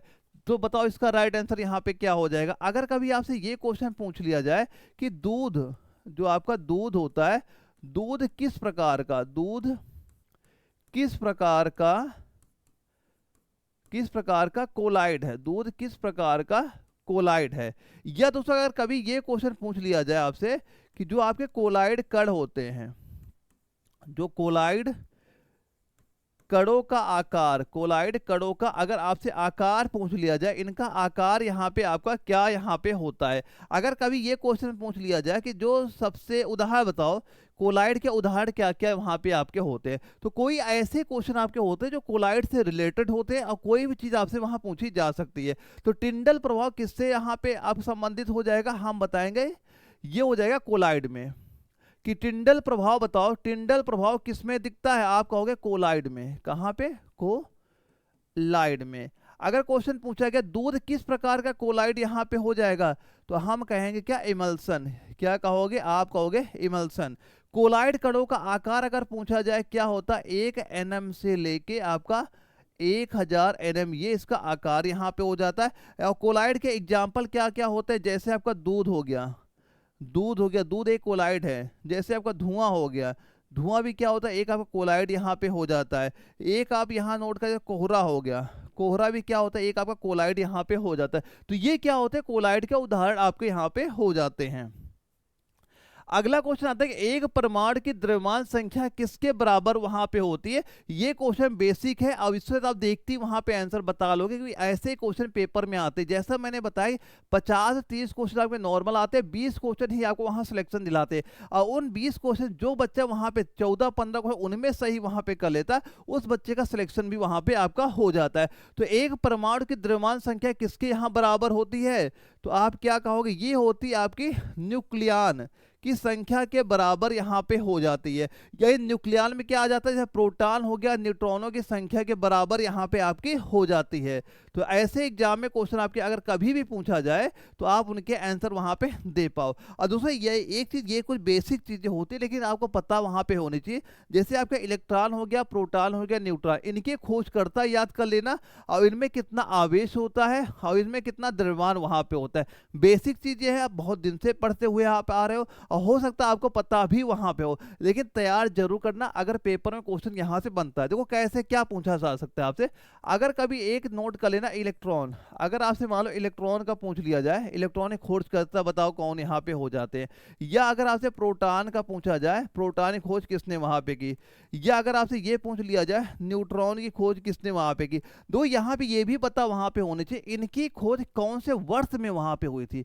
वर्ष भी आपके एग्जाम में, आपकी अभी जो एसएससी के एग्जाम वहां पे हुए थे वहां वर्ष पूछे गए थे। तो आपको भी पता होगा कि आपका एग्जाम में टीसीएस ही वहां पे कराने वाले, हो सकता है आपके पेपर भी ऐसे क्वेश्चन रिपीट वहां पे हो जाए। जैसे इलेक्ट्रॉन का आपको पूछा जाएगा तो आप यहां बता देंगे जे थॉमसन का नाम आपने बता दिया, किसका? जे थॉमसन में। अब कब इसकी खोज की गई थी? आपने बताया 1897 में, 1897। प्रोटॉन का पूछा गया, आप बताओ किसका नाम बताया यहाँ पे? ई गोल्ड स्टीन का नाम बता दिया। इसकी खोज वहां पे कब की गई थी? आपने कहा 1886 में खोज की गई थी। न्यूट्रॉन का अगर आपसे पूछा गया किसका नाम बताया? जेम्स चैडविक का, जेम्स चैडविक का नाम बता दे। कब इसकी खोज की गई थी? आपने कहा 1932 में इसकी वहां पे खोज की गई थी। अब इनके आवेश भी आपको पता होने चाहिए, इनमें आवेश कितना वहां पे होता है, इनका द्रव्यमान कितना होता है, वैसे आपको पता ही वहां पे होगा। अगर ना पता हो तो याद जरूर कर लेना। जैसे इलेक्ट्रॉन हो गया, अगर पूछा गया जो हमारा इलेक्ट्रॉन आपका होता है, इलेक्ट्रॉन पे कितना आवेश हो जाएगा, तो इलेक्ट्रॉन पे आवेश कितना बताओगे? -1.6 इंटू 10 की पावर -19 कूलाम हो जाएगा। अगर प्रोटॉन का पूछा जाए, प्रोटॉन पे आवेश बता दो, इसमें क्या हो जाएगा, प्लस आपका 1.6 इंटू 10 की पावर -29 कूलाम इसका आवेश यहाँ पे हो जाता है। न्यूट्रॉन में होता है, न्यूट्रॉन में क्या बताओ, न्यूट्रॉन में 0 आवेश होता है, यानी उदासीन आपको यहाँ पे हो जाता है। ऐसे इनके द्रव्यमान भी आपको यहाँ पता होने चाहिए। अच्छा ये बताओ, कम दबाव पर आसवन का उपयोग उन तरलों के लिए वहां पे होता है जो उच्च क्वथनांक वाले हों, निम्न क्वथनांक वाले हों, उच्च वाष्पशील वहां पे हों, या क्वथनांक शैले पहले विघटित ही वहां पे हो जाते हों। तो बताओ राइट आंसर क्या बताओगे। यानी कम दबाव पर आसवन का उपयोग उन तरलों के लिए वहां पे होता है, तो हम क्या बताएंगे, जो क्वथनांक से पहले ही विघटित वहां पे हो जाते हैं। ऑप्शन डी इसका राइट आंसर हो जाता है। काउंट करते चलना, स्कोर क्या आपका यहाँ पे बन रहा है। अब इसका यूज कहाँ पे होता है, जैसे कि हम बताएंगे फार्मा में बहुत ज्यादा यूज यहाँ पे किया जाता है। एक आपका जैसे तेल शोधन में इसका यूज होता है, कहाँ पे, तेल शोधन में इसका आपका यूज वहां पे होता है, तेल शोधन में। एक बताओगे जैसे आपका विटामिन, विटामिन के निष्कर्षण में भी इसका यूज वहां पे किया जाता है, निष्कर्षण में इनका यूज वहां पे होता है, क्योंकि ये आपके एग्जाम में सीधा सीधा क्वेश्चन वहां पूछे जाते हैं, कहां कहां पे इनके यूज आपका किया जा सकता है। अगला क्वेश्चन आता है कि अस्थिर तरलों के घोल में प्रत्येक घटक का आंशिक वाष्प दबाव सीधे आनुपातिक होता है इसके आपके मोलस्टी के मोल अंश से, आपकी या मोलालिटी के, या आपके नॉर्मेलिटी से। क्या आप बताओगे आंसर, अगर आपके पेपर में क्वेश्चन आपके पूछा गया तो आप काउंट करते ला स्कोर यहाँ पे कितना आपका पहुंच रहा है। फिलहाल आपने राइट आंसर क्या बताओगे, ये हो जाएगा मोल अंश से। क्या बताओगे, मोल अंश। ऑप्शन बी आपका राइट आंसर यहाँ पे हो जाता है। दोस्तों ये आपका जो मोल दिया जा रहा है ना, इससे एग्जाम में क्वेश्चन बहुत बार कई चीजें पूछी जा सकती है मोल से। वहां पे क्या चीज पूछी जा सकती है ये मैं आपको नोट कराता हूँ। पहला से ये पूछेगा कि एक मोल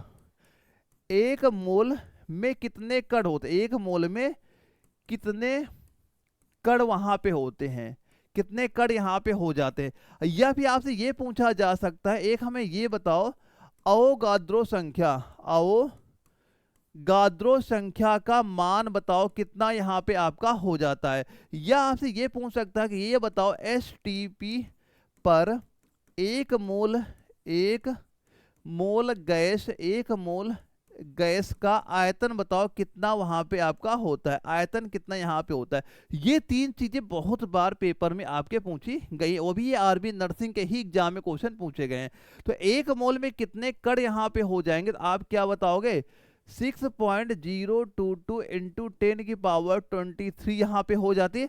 अगर अवोगाद्रो संख्या पूछा है सेम यही कहोगे, 6.022 इंटू 10 की पावर 23, ये भी यहीं पे हो जाएगा। और एसटीपी पर एक मोल गैस का आयतन कितना यहाँ पे होगा, हम कहेंगे 22.4 लीटर आपको यहाँ पे हो जाता है। अगर प्रीवियस ईयर क्वेश्चन की प्रैक्टिस यहाँ पे आप कर रहे होगे तो ऐसे क्वेश्चन आप देखा होगा कि कितनी बार हमसे वहां पूछे गए हैं।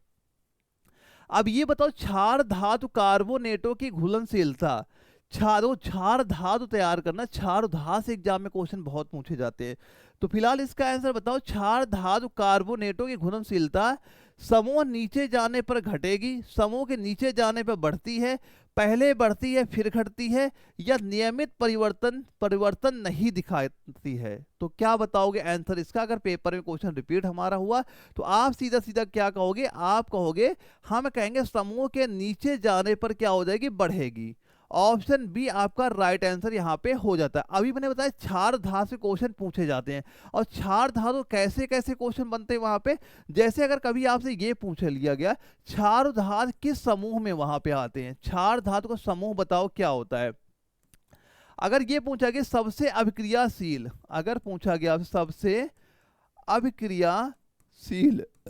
अभिक्रियाशील क्षार का नाम बताओ, क्षार धातु का नाम क्या हो जाएगा। या अगर आपसे ये पूछा गया सबसे हल्की क्षार धातु कौन सी हो जाएगी। या अगर आपसे ये क्वेश्चन पूछ लिया जाए कि ये बताओ जो क्षार धातुएं हैं, क्षार धातु ये कहाँ पे आपके संग्रहित होती, कहाँ पे संग्रहित इनको वहां पे किया जाता है। या अगर ये क्वेश्चन पूछा जाए कि जो क्षार धातुएं हैं इन्हें ये पानी पर क्यों तैरती हैं, पानी में तैरती हैं, पानी में तैरती है, इसका रीजन क्या है? तो क्षार धातु, ये एग्जाम में क्वेश्चन आपके बन सकते हैं वहां पे। जैसे ये किस समूह में यहाँ पे आता है, तो समूह क्या बताओगे? समूह तो हो जाएगा हमारा पहले समूह में, क्या बताओगे? समूह नंबर 1 में आपका यहाँ पे हो जाता है। और ये पूछा गया कि सबसे अभिक्रियाशील क्षार धातु कौन सी हो जाएगी, तो हम कहेंगे सीजियम का नाम। किसका नाम बताओगे? आप सीधा कहोगे सीजियम का नाम आपको यहाँ पे बता देना है। और सबसे अगर पूछा गया सबसे हल्की क्षार धातु कौन सी होती है, तो आप किसका नाम बताओगे? आप कहोगे सर हम बताएंगे लिथियम का नाम। किसका? लिथियम का। अगर पूछा गया क्षार धातु किसमें संग्रहित किया जाता है, किसमें इनको वहां पे रखा जाता है, तो आप क्या कहोगे? कैरोसिन में। कैरोसिन जिसे हम लोग मिट्टी के तेल के नाम से भी आपको वहां पे जाना जाता है। और पानी बताओ, क्षार धातु पानी में क्यों वहां पे तैरती हैं? क्योंकि इनका जो घनत्व होता है ना, घनत्व क्या होता है? कम होता है। घनत्व कम होता है, इसी वजह से ये पानी में वहां पे तैरती हुई आपकी रहती है। तो ये क्वेश्चन आपसे वहां पूछे जाएंगे। अब ये बताना, दो गैसों के मिश्रण पर एंट्रोपी होती है। देखो, दो गैसों का जो मिश्रण यहाँ पे होता है, ये एग्जाम में क्वेश्चन आता है, सीधा पूछता है कि ये गैस बताओ मतलब किसका किसका मिश्रण यहाँ पे आपको देखने को मिल जाता है। तो दो गैसों का मिश्रण एंट्रोपी पे क्या होगा? स्थिर रहेगी, घटेगी, बढ़ेगी या शून्य वहां पे हो जाती है। तो दो गैसों के मिश्रण पे जो इसकी एंट्रोपी वहां पे होती है, ये क्या हो जाती है? हमेशा बढ़ती है। क्या कहोगे? बढ़ती है। ऑप्शन सी आपका राइट आंसर यहाँ पे हो जाता है। जैसे कि तो आपने देखा होगा एक क्वेश्चन ये पूछा जाता है कि जो वायु यहाँ पे होती है, इसमें सबसे ज्यादा कौन सी गैस पाई जाती है? हम लोग क्या बोलते थे? Nitrogen gas. इसके बाद क्या आती है? आपकी ऑक्सीजन गैस हो जाती है। तो अगर कभी क्वेश्चन पूछा गया वायु में सबसे ज्यादा कौन सी गैसें हैं, एक तो आपकी नाइट्रोजन है, इसके बाद क्या हो जाएगी? सेकंड हमारी इसमें आपकी ऑक्सीजन यहाँ पे आ जाती है। अगर क्वेश्चन पूछा गया आपका जो एलपीजी है, किन एलपीजी हो, ये किन किन गैसों का मिश्रण यहाँ पे हो गया, तो यहाँ पे क्या बताओगे? एक तो इसमें आपका हो जाएगा प्रोपेन। क्या हो जाएगा? आप कहोगे एक प्रोपेन यहाँ पे हो गया। इसके बाद आप प्रोपेन के बाद आपका यहाँ पे ब्यूटेन आपका हो गया। इसके बाद अगर आपसे पूछा गया सीएनजी में किस किस का मिश्रण है, तो सीएनजी में क्या कहो? मेन आपका मेथेन ही तो इसमें पाई जाती है। मेन हमारी क्या होती है सीएनजी में? आपका मेथेन हो जाती है। अगर कभी पूछा गया जो आपका वाटर गैस है, अगर वाटर गैस आपसे पूछा जाए तो ये आपका कार्बन मोनोऑक्साइड और हाइड्रोजन का मिश्रण यहाँ बताओगे। ये एग्जाम में क्वेश्चन पूछेगा और सीधा ऐसे लिख के आएगा कि वाटर गैस में बताओ किस गैसों का मिश्रण यहाँ पे आपका हो जाता है। या अगर आपसे कभी ये पूछ लिया गया कि जो आपका प्रोड्यूसर गैस है, कि जो आपकी प्रोड्यूसर गैस यहाँ पे हो गई, ये किसका मिश्रण हो जाएगी? नाइट्रोजन और कार्बन मोनोऑक्साइड का बताना है। अगर कभी आपसे पूछा गया जो हमारी कोल गैस हो गई, कोल गैस किसका मिश्रण हो जाएगी? तो हाइड्रोजन और मेथेन का आपको यहाँ पे बता देना है। तो ये कुछ हो जाती है गैसें, और ये इनमें किन किन गैसों का मिश्रण वहां पे होता है, ये चीज वहां पे पता होनी चाहिए। अच्छा ये बताओ, आयनिक विलायक में किसकी घुलनशीलता सबसे अधिक यहाँ पे होती है? आयनिक विलायक में किसकी घुलनशीलता सबसे अधिक होगी? सिल्वर आयोडाइड की, सिल्वर ब्रोमाइड की, सिल्वर क्लोराइड की या सिल्वर फ्लोराइड की? तो किसकी घुलनशीलता सबसे अधिक वहां पे हो जाएगी? हम यहाँ पे कहेंगे किसका? सिल्वर फ्लोराइड का बताएंगे। किसका बताओगे? सिल्वर फ्लोराइड आपका ये राइट आंसर यहाँ पे हो जाता है। इसकी घुलनशीलता क्या हो जाती है? उच्च आपकी वहां पे हो जाएगी। क्या बताओगे? सिल्वर फ्लोराइड आपका राइट आंसर यहाँ पे हो जाएगा। अब ये बताना कि एक आपका फ्रैक्शनेटिंग कॉलम एक ग्लास उपकरण है जिसका उपयोग कहाँ पे किया जाता है? चुंबकीय ठोसों को अनचुंबकीय ठोसों से अलग करने के लिए, जल में मिश्रण को अलग करने के लिए, दो या दो अधिक तरलों के अलग करने के लिए, या सब्जी पदार्थ से तेल निकालने के लिए। तो आपको ये बताओ, जो आपका फ्रैक्शनेटिंग कॉलम है, इसका यूज कहाँ पे आपका किया जाएगा? तो कहाँ पे इसका यूज वहां पे होता है? हम सीधा सीधा क्या कह देंगे? दो या दो से अधिक तरलों को अलग करने के लिए यूज वहां पे किया जाता है। यानी जो तरल वहां पे होते हैं, हर तरल का जो क्वथनांक होता है वो आपका अलग अलग वहां पे होता है। तो इसी विधि से क्या होता है, उनको आपका उनके क्वथनांकों की वजह से आपका अलग अलग वहां पे किया जाता है। तो कुछ चीजों के आप क्वथनांक भी यहाँ पता होने चाहिए। जैसे अगर आपसे कभी ये क्वेश्चन पूछा गया कि ये बताओ लोहा का क्वथनांक कितना वहां पे होता है? तांबा हो गया, तांबा का बताओ क्वथनांक कितना यहाँ पे होता है? सोना हो गया, सोना का बताओ क्वथनांक कितना यहाँ पे हो जाएगा? एल्यूमिनियम होगा, क्वथनांक बताओ क्या हो जाएगा? एक और लिख लेना, जैसे क्रोमियम हो गया, क्रोमियम का बताओ क्वथनांक बिंदु यहाँ पे कितना यहाँ पे हो जाता है। तो अगर लोहा का क्वथनांक पॉइंट आपसे पूछा जाए तो लोहा में क्या बताओगे, आप कहोगे 2870 डिग्री सेंटीग्रेड हो जाएगा। कापर तांबा का पूछेगा तो 2575 आपका डिग्री सेंटीग्रेड हो जाएगा। सोना का अगर पूछा जाएगा 2800 डिग्री सेंटीग्रेड, ये लिख लेना। अगर वहीं पे एल्यूमिनियम का आपसे पूछा जाए 2470 डिग्री सेंटीग्रेड, और क्रोमियम का पूछा जाएगा 2670 डिग्री सेंटीग्रेड। यानी ये हो जाते, इनके क्वथनांक पॉइंट हो जाते, क्वथनांक बिंदु भी हमारे पेपर में क्वेश्चन आपके बनते हैं आपके। अब ये बताओ प्रोड्यूसर गैस का मिश्रण है, जैसे मैंने अभी आपको बताया था कि जो कुछ होते हैं किन किन गैसों का मिश्रण वहां पे हो जाता है। यहां पूछा गया जो प्रोड्यूसर गैस है किसका मिश्रण हो जाएगा। तो प्रोड्यूसर गैस का जैसे आप क्या बता दो यहाँ पे कि प्रोड्यूसर गैस किसका मिश्रण हो जाएगा, तो हमें बता है कार्बन मोनोऑक्साइड और हाइड्रोजन का मिश्रण क्या होता है, हम इसे प्रोड्यूसर गैस कहते हैं। ऑप्शन ए हमारा राइट आंसर यहाँ पे हो गया। जैसे अभी मैंने बताया था, जैसे अभी एक मैंने आपको पॉइंट बताया जो वायु था, वायु, इसमें बताया था कि हवा में कौन कौन सी गैसें यहाँ पे पाई जाती हैं। तो आप यहाँ पे क्या कहोगे, जैसे आपका नाइट्रोजन गैस हो गया, नाइट्रोजन हो गया, नाइट्रोजन परसेंटेज से पूछा जाए आप कहोगे 78% हो गया। नाइट्रोजन के बाद आपकी ऑक्सीजन हो गई, ऑक्सीजन की मात्रा आपके 21% यहाँ पे बताई थी मैंने। इसके बाद जैसे आपका आर्गन हो गया, आर्गन क्या था आपका, आर्गन का हो जाएगा आपका 0.9%। इसके बाद जैसे कार्बन डाइऑक्साइड का मात्रा क्या हो जाएगी, कहोगे 0.03%। यानी ये होता वायु का मिश्रण यहाँ पे था। तो ऐसे अगर आपसे कभी ये पूछ लिया जाए एलपीजी का, अच्छा मैं एलपीजी बताओ किन किन गैसों का मिश्रण यहाँ पे हो जाता है, तो एलपीजी में क्या बताओ, एक तो आपका हो गया प्रोपेन, एक आपने क्या कहा प्रोपेन कह दिया, प्रोपेन के बाद आपने क्या कह दिया ब्यूटेन कह दिया, ये क्या हो गया एलपीजी का मिश्रण यहाँ पे हो जाता है। प्रोपेन को कैसे लिखते हैं, C3H8 हो जाएगा। ब्यूटेन को कैसे लिखोगे आप, C4H10, ये हमारा ब्यूटेन यहाँ पे हो जाता है। ऐसे अगर कभी आपसे ये पूछ लिया जाए जो आपका सीएनजी होता है, सीएनजी में किसका मिश्रण यहाँ पे होता है, हम कहेंगे मेथेन का, किसका, एक हो गया आपका मेथेन हो गया, और मेथेन के बाद आप क्या कह दोगे इसमें एथेन, मेथेन एथेन का मिश्रण यहाँ पे हो जाता है। मेथेन को कैसे लिखते हैं आप कहोगे CH4, ये आप मान चला 90 से लेके 95% तो आपका ये मेथेन ही वहां पे होती है। एथेन क्या हो जाएगा C2H6, और बाकी का आपका इसमें एथेन यहाँ पे हो जाता है।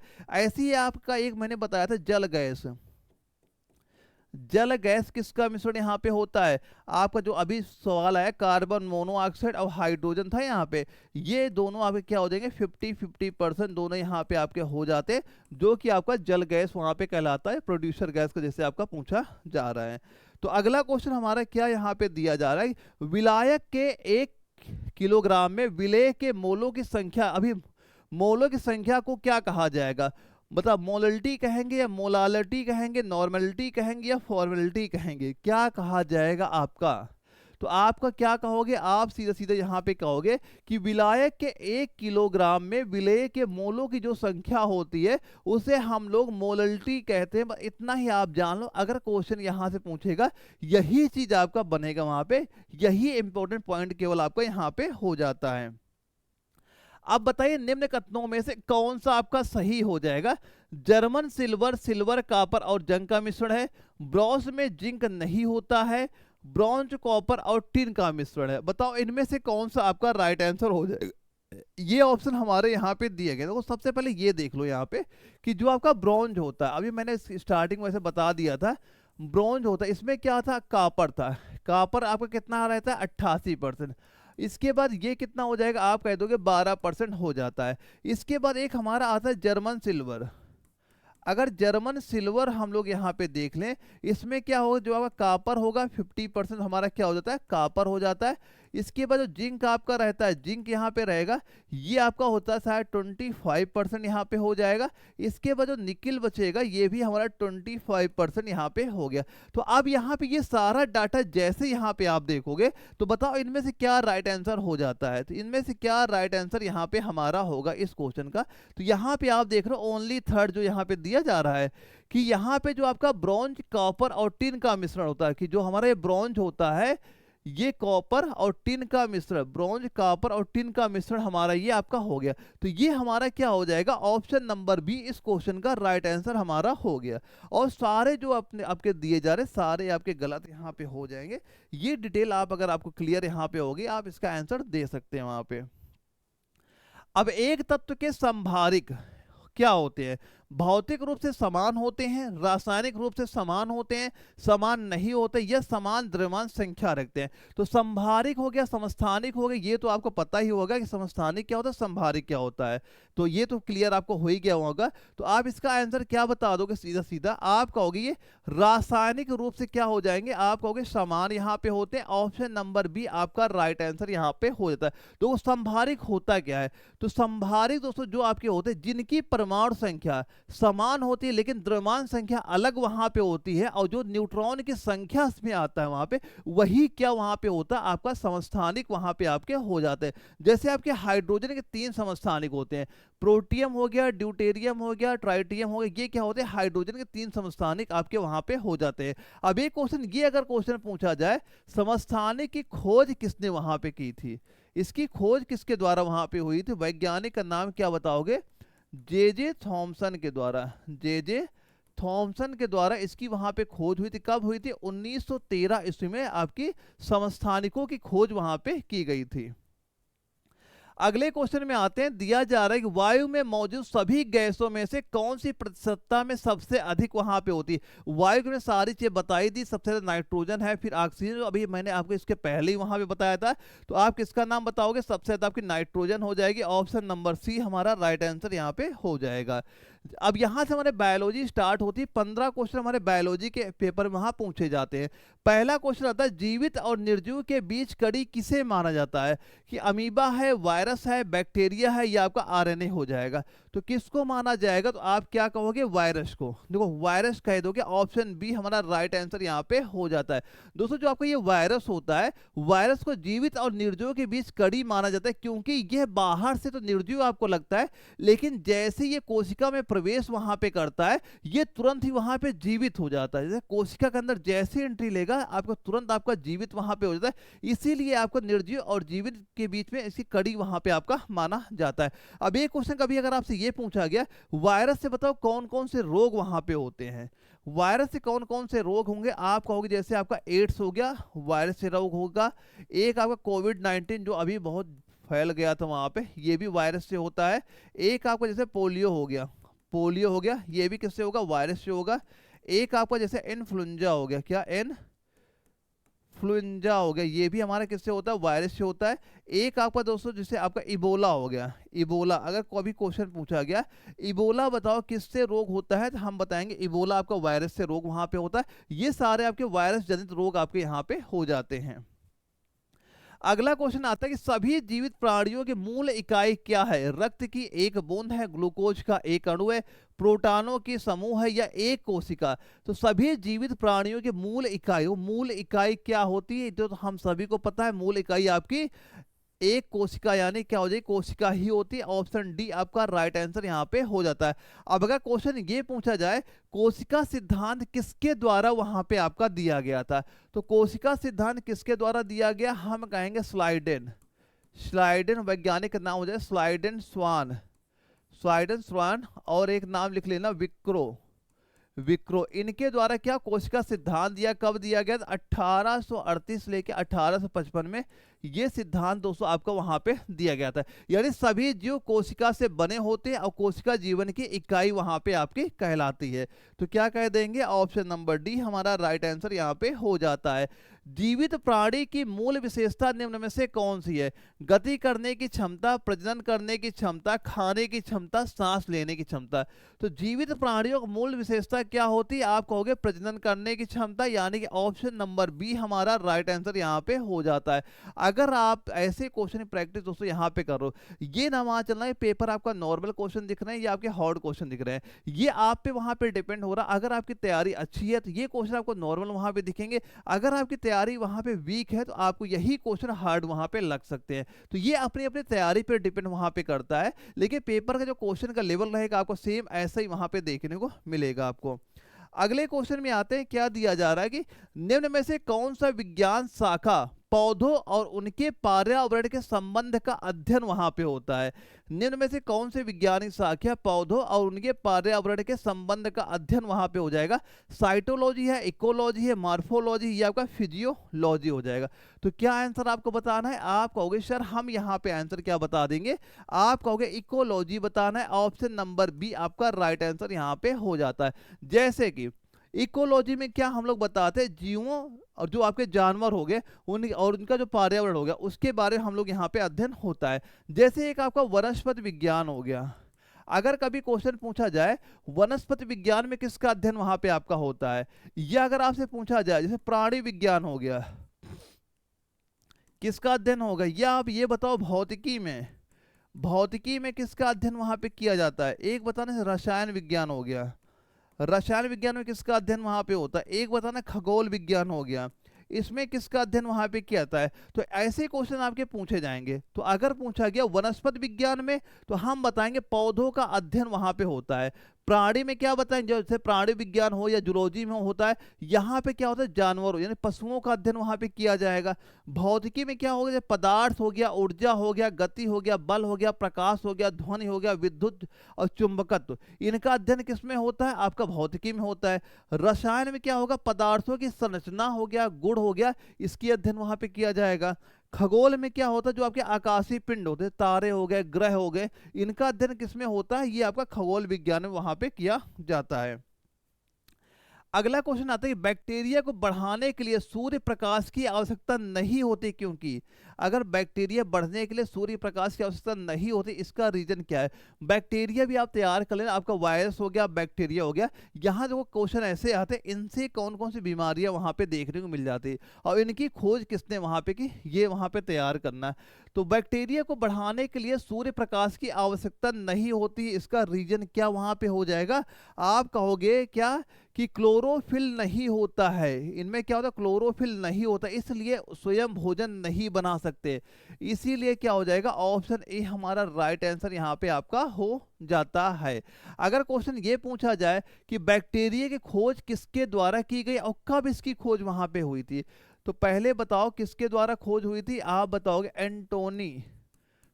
एंटोनी वॉन के द्वारा खोज की गई थी। कब इसकी खोज हुई थी, हम कहेंगे 1676 में। 1676 में पहली बार इसकी वहां पे खोज आपकी की गई थी। किसका बताओगे, एंटोनी वॉन का। और 1676 ये याद कर लेना कि एंटोनी वॉन ने 1776 में पहली बार सूक्ष्मदर्शी में बैक्टीरिया वहां पे देखे थे। अब इसके बाद क्या हुआ, रॉबर्ट कोच और लुई पास्चर ने बैक्टीरिया के रोगों से वहां पे जोड़ा कि बैक्टीरिया से कौन कौन से रोग वहां पे आपके हो सकते हैं। अगले क्वेश्चन में देखते हैं, दिया जा रहा है पौधों को संक्रमित करने वाले अधिकांश वायरस में क्या होता है। तो वायरस तो मैंने बताया दिया खोज करता है कौन से हो जाते हैं, और वायरस से क्या क्या बीमारियां वहां पे होती है, ये अच्छे से देख लेना। लेकिन यहाँ क्या पूछा गया है, पौधों को संक्रमित करने वाले अधिकांश वायरस में क्या होता है, एकल सूत्र डीएनए है, ये आपका एक स्टैंडर्ड आरएनए हो जाएगा, दोहरे सूत्र डीएनए और आरएनए हो जाएगा, या केवल दोहरे सूत्र आरएनए हो जाएगा।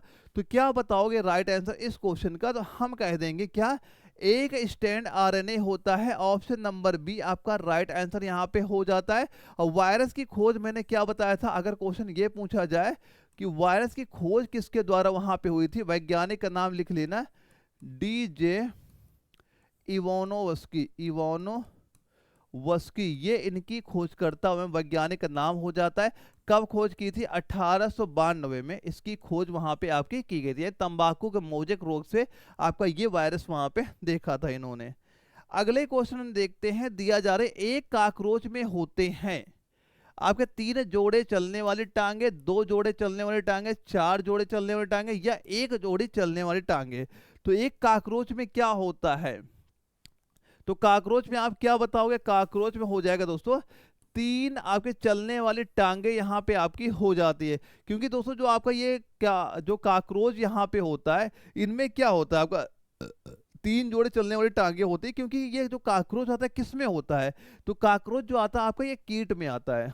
काकरोच क्या होता है, काकरोच आपका कीट यहाँ पे हो जाता है। अब कीटों की विशेषता क्या होती है, इनमें होते 3 जोड़े आप बताओगे टांगे होती हैं, 3 जोड़े टांगे यहाँ पे होते हैं। इसके बाद क्या होता है, इनमें इनका जो शरीर होता है, शरीर जो होता है 3 भागों में होता है। यानी जैसे आपका सिर हो गया, सिर हो गया, एक इनका वक्ष हो गया, एक इनका क्या उदर यहाँ है, पेट यहाँ पे हो गया। इन 3 भागों में शरीर इनका बटा वहाँ पे होता है। इसके बाद 2 जोड़े में क्या होता है इनका, 2 जोड़े में इनके पंख वहाँ पे होते हैं। और पंख किसी में होते हैं, किसी पंख वो भी होते नहीं वहाँ पे, लेकिन 3 जोड़े टांगे और इनका जो शरीर 3 भागों में डिवाइड वहाँ पे होगा, यानी सिर रहेगा, वक्ष रहेगा, उदर में पेट वहाँ पे रहता है, और इसमें 2 जोड़े पंख वहाँ पे होते हैं उड़ने के लिए इनके वहाँ पे। अगला क्वेश्चन दिया जा रहा है, निम्नलिखित में सभी अकशेरुकी हैं, बताओ सिवाय किसका पूछा जा रहा। अकशेरुकी बताओ इनमें से हैं किसके छोड़ के। घोंगा है, केकड़ा है, झींगा है, मछली है, क्या आंसर बताओगे इसका वहां पेपर में अगर क्वेश्चन ये पूछा जाता है। तो निम्नलिखित में से सभी अकशेरुकी हैं सिवाय किसके छोड़ के, तो यहाँ पे हम क्या कह देंगे, सिवाय मछली को छोड़ के। ऑप्शन डी आपका राइट आंसर यहाँ पे हो जाता है। मछली क्या हो जाएगा आपका, कशेरुकी यहाँ पे आ जाता है। जैसे हम अगर बात करें कशेरुकी की, कशेरुकी में कौन आ जाता है यहाँ पे, ये लिख लेते हैं। कशेरुकी में देखो जिसकी रीढ़ वहां पे होती है, रीढ़ यहाँ पे पाई जाती है, रीढ़ की हड्डी क्या होती है, मौजूद होती है।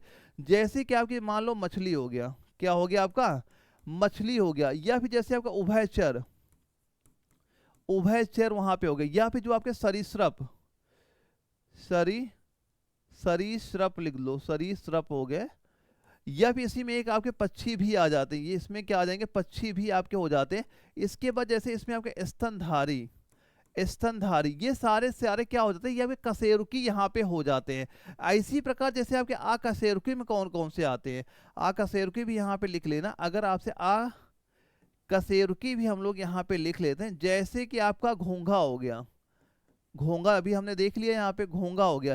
केकड़ा हो गया आपका, केकड़ा, केकड़ा को जैसे झींगा हो गया, झींगा मछली आपने देखा सुना होगा, झींगा हो गया। ये सारे क्या होते हैं, अकशेरुकी हो जाते हैं, और ये सारे क्या हो जाएंगे आपके कशेरुकी यहाँ पे हो जाते हैं। तो हम लोग यहाँ पे बताएंगे क्या, मछली आपका अकशेरुकी यहाँ पे हो जाता है, और ये घोंघा, केकड़ा, झींगा सब क्या हो जाएंगे आपके अकशेरुकी यहाँ पे हो जाएंगे। अब ये बताओ, बैक्टीरिया प्रजनन करते हैं केवल लैंगिक विधि से, केवल अलैंगिक से, या ज्यादातर लैंगिक से, ज्यादातर अलैंगिक विधि से। तो बैक्टीरिया जो प्रजनन करते हैं किस विधि से वहां पे करते हैं, तो आप क्या बताओगे, ये करेंगे दोस्तों आपको ज्यादातर आपका अलैंगिक विधि से वहां पे प्रजनन करते हैं। ऑप्शन नंबर डी आपका राइट आंसर यहाँ पे हो जाता है। और दोस्तों बैक्टीरिया में भी आप अगर एग्जाम में क्वेश्चन पूछा जाए कि ये बताओ बैक्टीरिया की खोज किसने वहां पे की थी, तो इसके खोजकर्ता किसका नाम बताओगे, आप बताओगे एंटोनी वॉन ल्यूकहॉक का। बता देना, अभी मैंने आपको कराई दिया किसका, एंटोनी वॉन ल्यूकहॉक का नाम आपको पता वहां पे होना चाहिए। और दोस्तों कभी कभी एग्जाम में ये भी क्वेश्चन आता है कि देखो सारे बैक्टीरिया नुकसानदायक भी नहीं होते हैं, कुछ हमारे लाभदायक बैक्टीरिया भी वहां पे होते हैं, कुछ क्या होते हैं लाभदायक बैक्टीरिया भी वहां पे आपके हो जाते हैं। तो फिलहाल बैक्टीरिया जो टॉपिक होगा, इसके पहले जो हमने प्रैक्टिस सेट वहां पे किया था, वहां में डिटेल से आपका जो आपका वायरस हो गया या आपके जो बैक्टीरिया वहां पे हो गए, तो उनके में सारे पॉइंट वहां बता रखे हैं। एक बार वो प्रैक्टिस सेट पीछे वाले वहां पे देख लेना, ताकि सारी चीजें आपकी क्लियर वहां पे हो जाए। देखो यहाँ पे कुछ लिख ही लेना वहां पे, जैसे अगर कुछ ये पूछ लिया जाए, अच्छा ये बताओ कुछ बैक्टीरिया हमारे लिए लाभदायक वहां पे होते हैं। जैसे आप देखा होगा जो हम लोग दही का निर्माण वहां पे करते हैं, तो दही बनाने के लिए बैक्टीरिया ही काम वहां पे आता है। ये क्वेश्चन आपका इंपॉर्टेंट इस वजह से लिख लेना। तो अगर क्वेश्चन ये पूछा जाए कि दही बनाने में कौन सा बैक्टीरिया वहां पे यूज होता है, तो लैक्टोबैसिलस हो जाएगा। क्या बताओगे, लैक्टो बैसिलस, ये बैक्टीरिया का यूज वहां पे किया जाता है। एक ये नोट कर लेना, अगर कभी क्वेश्चन ये आपसे पूछ लिया जाए कि आपका जो नाइट्रोजन स्थिरीकरण में, नाइट्रोजन स्थिरीकरण में कौन सा बैक्टीरिया का यूज वहां पे किया जाता है, तो किसका बताओगे, राइजोबियम का, RHIZOBIUM, ये यहाँ पे लिख लेना, इसका यूज वहां पे किया जाता है। तो ये क्या होता है, एग्जाम में क्वेश्चन ये कई बार पूछा गया कि दूध से जब हम लोग दही बनाते हैं कौन सा बैक्टीरिया उसके लिए जिम्मेदार वहां पे होता है, तो लैक्टोबैसिलस का नाम बहुत बार पेपर में क्वेश्चन ये पूछा गया है।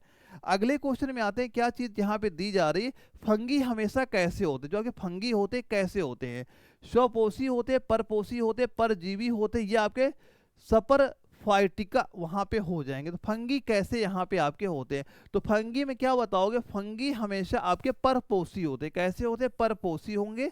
ऑप्शन बी इसकी राइट आंसर यहाँ पे हो जाता है। अब अगर क्वेश्चन ये को भी पूछ लिया जाए, अच्छा ये फंगी सबसे पहले खोज किसने की, किसने बताया फंगी है ये वहां पे, तो खोज किसने बताई, तो क्या बताओगे, फंगी के बारे में खोज करता हो जाएंगे रॉबर्ट हुक ही वहां पे हो जाएंगे, रॉबर्ट हुक। अब कब बताया था, 1665 ईस्वी में इसकी खोज वहां पे आपकी की गई थी। अब एक क्वेश्चन ये कई बार एग्जाम में आता है कि जो पेनिसिलिन की खोज किसने वहां पे की है, इंपॉर्टेंट है, नोट करना। अगर कभी आपसे ये पूछ लिया जाए पेनिसिलिन, पेनिसिलिन की खोज किसके द्वारा की गई है, तो यहां पे किसका नाम बताओगे, आप बताओगे अलेक्जेंडर का। किसका नाम बताओगे, अलेक्जेंडर का नाम यहां बताओ। इन्होंने पेंसिलिन की खोज वहां पे की, अलेक्जेंडर फ्लेमिंग। फ्लेमिंग ने किसकी, पेंसिलिन की वहां पे खोज की। कब इसकी खोज की थी, आप कहोगे 1928 में इसकी खोज की, इस फंगस का वहां पे खोज इन्होंने किया था। पेनिसिलिन एग्जाम में बहुत बार क्वेश्चन आपका पूछा गया है कि पेनिसिलिन की खोज किसने की थी, आप किसका नाम बता दोगे, अलेक्जेंडर फ्लेमिंग का। कब की थी, 1928 ईस्वी में।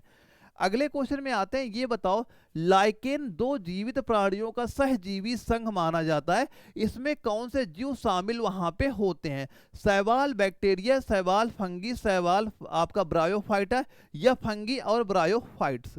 तो कौन से दो जीव इसमें शामिल यहाँ पे हो जाएंगे आपके, तो आप क्या कहोगे, इसमें होता दोस्तों आपका एक शैवाल होता और ये आपका फंगी होता है, ये दोनों आपके शामिल वहां पे हो जाते हैं। तो क्या बता दोगे, ऑप्शन नंबर बी हमारा राइट आंसर यहाँ पे आपका हो जाता है। तो यहाँ से क्वेश्चन और कई सारे हमारे एग्जाम में आते हैं, जो आपका लाइकेन दिया जा रहा है। अगर एक क्वेश्चन ये पूछा जाता है, अगर किसी सिटी में, किसी शहर में लाइकेन वहां पे नहीं दिखता है, तो ये किसका सूचक वहां पे हो जाता है, तो ये क्या होता है दोस्तों, जहां प्रदूषण ज्यादा वहां पे होता है, वहां पे ये लाइकेन आपके नहीं पाए जाते, तो ये एक प्रकार के सूचक के रूप में भी आपके वहां पे काम करते हैं। अब एक क्वेश्चन ये आपसे पूछा जा सकता है कि जो आपका लाइकेन है, क्या पूछेगा, लाइकेन की कोशिका भित्ति, लाइकेन की, ये बताना लाइकेन की कोशिका जो आपकी भित्ति होती है, कोशिका भित्ति किसकी बनी होती, कोशिका भित्ति किसकी बनी वहां पे होंगी, किसकी बनी होती, ये पेपर में क्वेश्चन पूछा जा चुका है रिलेशन भर्ती में आरबी नर्सिंग की। तो किसकी बनी होती है, आप कहोगे बनी होगी काइटिन की, किसकी, काइटिन की। ये काइटिन क्या हो जाता है, फंगी का एक भाग ही आपका वहां पे हो जाता है। तो अगर आए कि लाइकेन की कोशिका भित्ति किसकी वहां बनी होगी, हम कहेंगे काइटिन की वहां बनी होती है। इसका राइट आंसर आप क्या कह दोगे, ऑप्शन नंबर बी हमारा राइट आंसर यहाँ पे हो जाएगा। स्तनधारी होते हैं, उष्ण रक्त है, शीत रक्त है, दोनों है या कोई नहीं, स्तनधारी कैसे होते हैं, स्तनधारी एग्जाम में बहुत सारे क्वेश्चन आपके पूछे, अभी मैं सारे आपको बताऊंगा कि क्या क्या चीजें वहां पूछी जा सकती है। पहले इसका राइट आंसर देख लो कि स्तनधारी कैसे यहाँ पे होंगे, तो आप क्या बताओगे, ये होते हैं आपके उष्ण रक्त यानी वार्म ब्लड, गर्म खून वाले होते हैं। ऑप्शन ए इसका राइट आंसर यहाँ पे हो जाता है। अब एग्जाम में तो स्तनधारी से क्या क्या चीजें वहां पूछी जा सकती है आपसे, एक पहला चीज तो यही एग्जाम में आएगा आपसे कि सबसे छोटा, सबसे छोटा, ये बताओ सबसे छोटा आपका स्तनधारी कौन सा, सबसे छोटा स्तनधारी का नाम बताओ, क्या वहां पे हो जाएगा, तो क्या बताओगे, आप सीधा कहोगे बम्बल। यहां नोट करना इंपॉर्टेंट पॉइंट है, यहां पे ये एग्जाम में क्वेश्चन आपका पूछा कई बार गया, क्या बताओगे, बम्बलबी, बम्ब लबी बैट, ये सबसे छोटा स्तनधारी आपका यहाँ पे हो जाता है। इसका वजन दोस्तों अगर हम बात करें वजन कितना यहाँ पे होता है, तो लगभग मान चलता 2 ग्राम इसका वेट यहाँ पे होता है।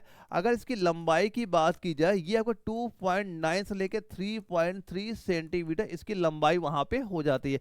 अगर क्वेश्चन ये पूछा जाए आपसे सबसे लंबा स्तनधारी कौन सा यहाँ पे हो जाता है, तो आप क्या बताओगे, यहाँ पे सीधा बताना आपको नीली व्हेल, क्या बताओगे, नीली व्हेल का नाम बताना है। अगर ये बात की जाए इसकी लंबाई कितनी यहाँ पे होती है, हम बताएंगे 30 मीटर लंबाई होती है। अगर इसके वजन की बात वहां पे कर ली जाए, तो लगभग 150 से लेके आपका 200 टन, 200 टन इसका वजन वहां पे आपका हो जाता है। अब एक क्वेश्चन ये आपसे पूछा जा सकता है, सबसे लंबी हम लोगों ने देख ली। अच्छा एक ये बताओ कि एकमात्र, एकमात्र उड़ने वाला, एकमात्र उड़ने वाला स्तनधारी कौन यहाँ पे हो जाएगा? स्तनधारी कौन यहाँ पे हो जाएगा? तो किसका नाम बताना है आपको? बताना है चमगादड़ का। चमगादड़ का नाम यहाँ पे आपको बता देना है। एक क्वेश्चन, अगर ये क्वेश्चन पूछा लिख गया कि एकमात्र, एक और लिख लेना इसका, एकमात्र अंडे देने वाली, अंडे देने वाली स्तनधारी का नाम बताओ। अंडे देने वाली स्तनधारी का नाम बताओ जो अंडे वहां पे देती है, तो वो कौन सा हो जाएगा? उसका नाम बताओगे यहाँ पे क्या? प्लेटिपस। प्लेटिपस ये आपका हो जाता है, ये एकमात्र स्तनधारी यहाँ पे हो जाती है जो कि आपका अंडे वहां पे देती है। तो ये कुछ बेसिक चीजें वहां पे होती है, लेकिन पेपर में क्वेश्चन यहाँ से आपके पूछे जाते हैं। अगला क्वेश्चन दिया जा रहा है, बैक्टीरिया को संक्रमित करने वाला वायरस है। आर्बो वायरस हो जाएगा, वायरिमिया हो जाएगा, बैक्टीरियोफेज हो जाएगा, या आपका बैल्कोफेन यहाँ पे हो जाएगा। बैक्टीरिया को संक्रमित करने वाले वायरस का नाम क्या वहां पे हो जाता है? तो उसे हम लोग क्या बोलते हैं? आप बताओगे बैक्टीरियोफेज वहां पे कहा जाएगा। ऑप्शन नंबर सी यहाँ पे राइट आंसर आपका हो जाता है। अगला क्वेश्चन में क्या चीज दी जा रही है कि सांप और छिपकली ऐसे जानवर हैं जो उष्ण रक्त है, शीत रक्त है, दोनों है, कोई नहीं। तो सांप और जो छिपकली है, इनका जो ब्लड होता है कैसा वहां पे हो जाता है? तो इनका होता है कैसा? शीत रक्त, ठंडा खून यहाँ पे होता है। तो ऑप्शन नंबर बी आपका राइट आंसर यहाँ पे हो जाता है। देखो, अगर कभी क्वेश्चन ये पूछ लिया जाए कि ये बताओ जो शीत रक्त होता है, शीत रक्त समूह वाले जानवर कौन कौन से यहाँ पे होते हैं? जैसे आपके मछली हो गई, क्या हो गई? मछली, और मछलियों में सभी मछलियां वहां पे आ जाती है। अब मछली हो गया, और इसके बाद जैसे कि मछली में मान चलना, जैसे शार्क हो गया, शार्क मछली हो जाती, जैसे कि आपकी रोहू, क्या बोलते हैं, रोहू मछली हो गया। ये सारे किस में आते हैं? शीत रक्त वाले में भी वहां पे आते हैं। इसके बाद जैसे आपके कुछ उभयचर भी इसी में आते हैं। उभयचर, उभयचर में कौन कौन से जानवर हैं? जैसे आपका मेढक हो गया, मेढक हो गया, ये टोड हो गया, क्या टोड हो गया। ये सारे कैसे होते हैं? आपको शीत रक्त। देखो क्वेश्चन कैसा पूछेगा, ये बताओ मेढक जो होता है, क्या जो आपका मेढक होता है, इसका ये कौन सा ब्लड वहां पे होता है? शीत ब्लड होता है, ठंडा होता है, गर्म खून, कैसा खून वहां पे होता है? तो ये जितने भी आपके उभयचर आते हैं वो किस में आते हैं? आपके शीत रक्त वाले में आपके आ जाते हैं। जैसे जो आपके सरीसृप यहाँ पे होते हैं, कौन से? सरीसृप। और सरीसृप में कौन से आएंगे? आपका सांप हो गया, सांप हो गया, जैसे छिपकली हो गई, सांप हो गया, और आपकी छिपकली यहाँ पे हो गई। जैसे आपका कछुआ हो गया, क्या हो गया? कछुआ हो गया। कछुआ के बाद जैसे आपका मगरमच्छ हो गया, मगरमच्छ हो गया। ये सारे किस में आ जाते हैं? ये सारे इसी में आएंगे, शीत रक्त में ही आते हैं। जैसे कुछ कीट हो गया आपके, कीट, कीट में क्या क्या? जैसे तितली हो गई, क्या? तितली आपकी हो गई। जैसे आपकी मधुमक्खी हो गई, मक्खी, मधुमक्खी हो गई। मधुमक्खी के बाद जैसे मच्छर हो गया, मधुमक्खी के बाद मच्छर हो गया। ये सारे सारे किस में आए? किसी का भी आपसे पूछा जाए, तितली का पूछ ले, मधुमक्खी का पूछ ले, मच्छर का पूछ ले, कि इनका ब्लड कैसा वहां पे होता है, हम क्या कहेंगे? इनका ब्लड होता है शीत रक्त वाला होता है, ठंडे खून वाले, ये आपके वहां पे हो जाते हैं। अगला क्वेश्चन हमारा आता है कि मनुष्य किस फाइलम का है? मलास्का है, कार्डेटा है, या पोरीफेरा है, उभयचर है? तो मनुष्य किस फाइलम में वहां पे आ जाएगा? तो हम कहेंगे मनुष्य आपका ये कार्डेटा में आता है। ऑप्शन नंबर बी हमारा राइट आंसर यहाँ पे आपका हो जाता है।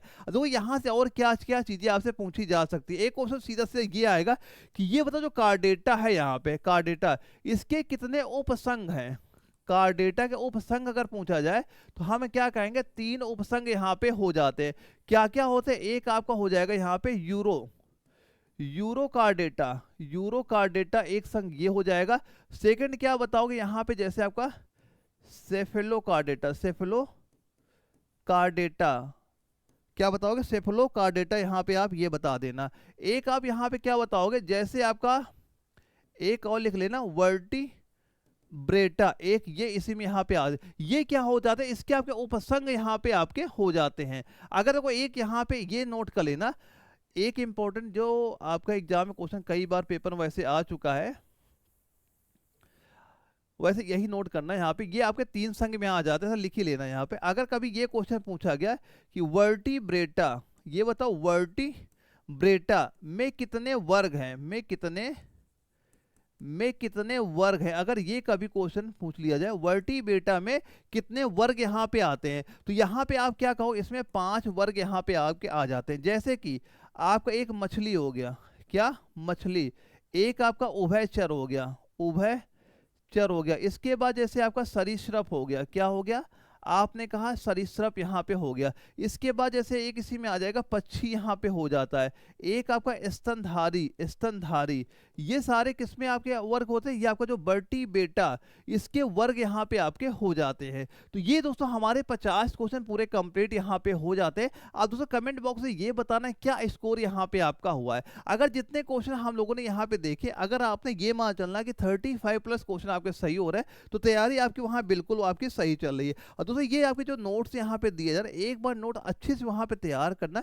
जब आप एग्जाम हॉल में बैठोगे, पेपर वहाँ दोगे, तो आप खुद ही कहोगे सर हमारे पेपर सीधे सीधे क्वेश्चन यहाँ से आपको देखने को मिल जाएंगे, नोट्स आपको बनाने नहीं पड़ेंगे। और जो आपका एग्जाम अप्रैल मई महीने में होने वाला है, जितना टाइम बच रहा है उसी की प्रैक्टिस करते रहो, रिवीजन करते रहो। आप अपना टाइम वेस्ट बिल्कुल वहाँ पे नहीं करना इधर उधर की बातों में, बस तैयारी फोकस करिए। आपका जब भी पेपर लगेगा, यहाँ से क्वेश्चन आपके पेपर में वहाँ पे दिख जाएंगे। तो ये तो हो जाते हैं हमारे पूरे स्टेट कंप्लीट हो जाते हैं। कल हम लोग 7 बजे फिर वहां बैठेंगे, एक प्रैक्टिस सेट फिर हम लोग सॉल्व करेंगे। तब तक ले दोस्तों अगले वीडियो में हम फिर लोग मिलेंगे वहां पे। तब तक ले जय हिंद।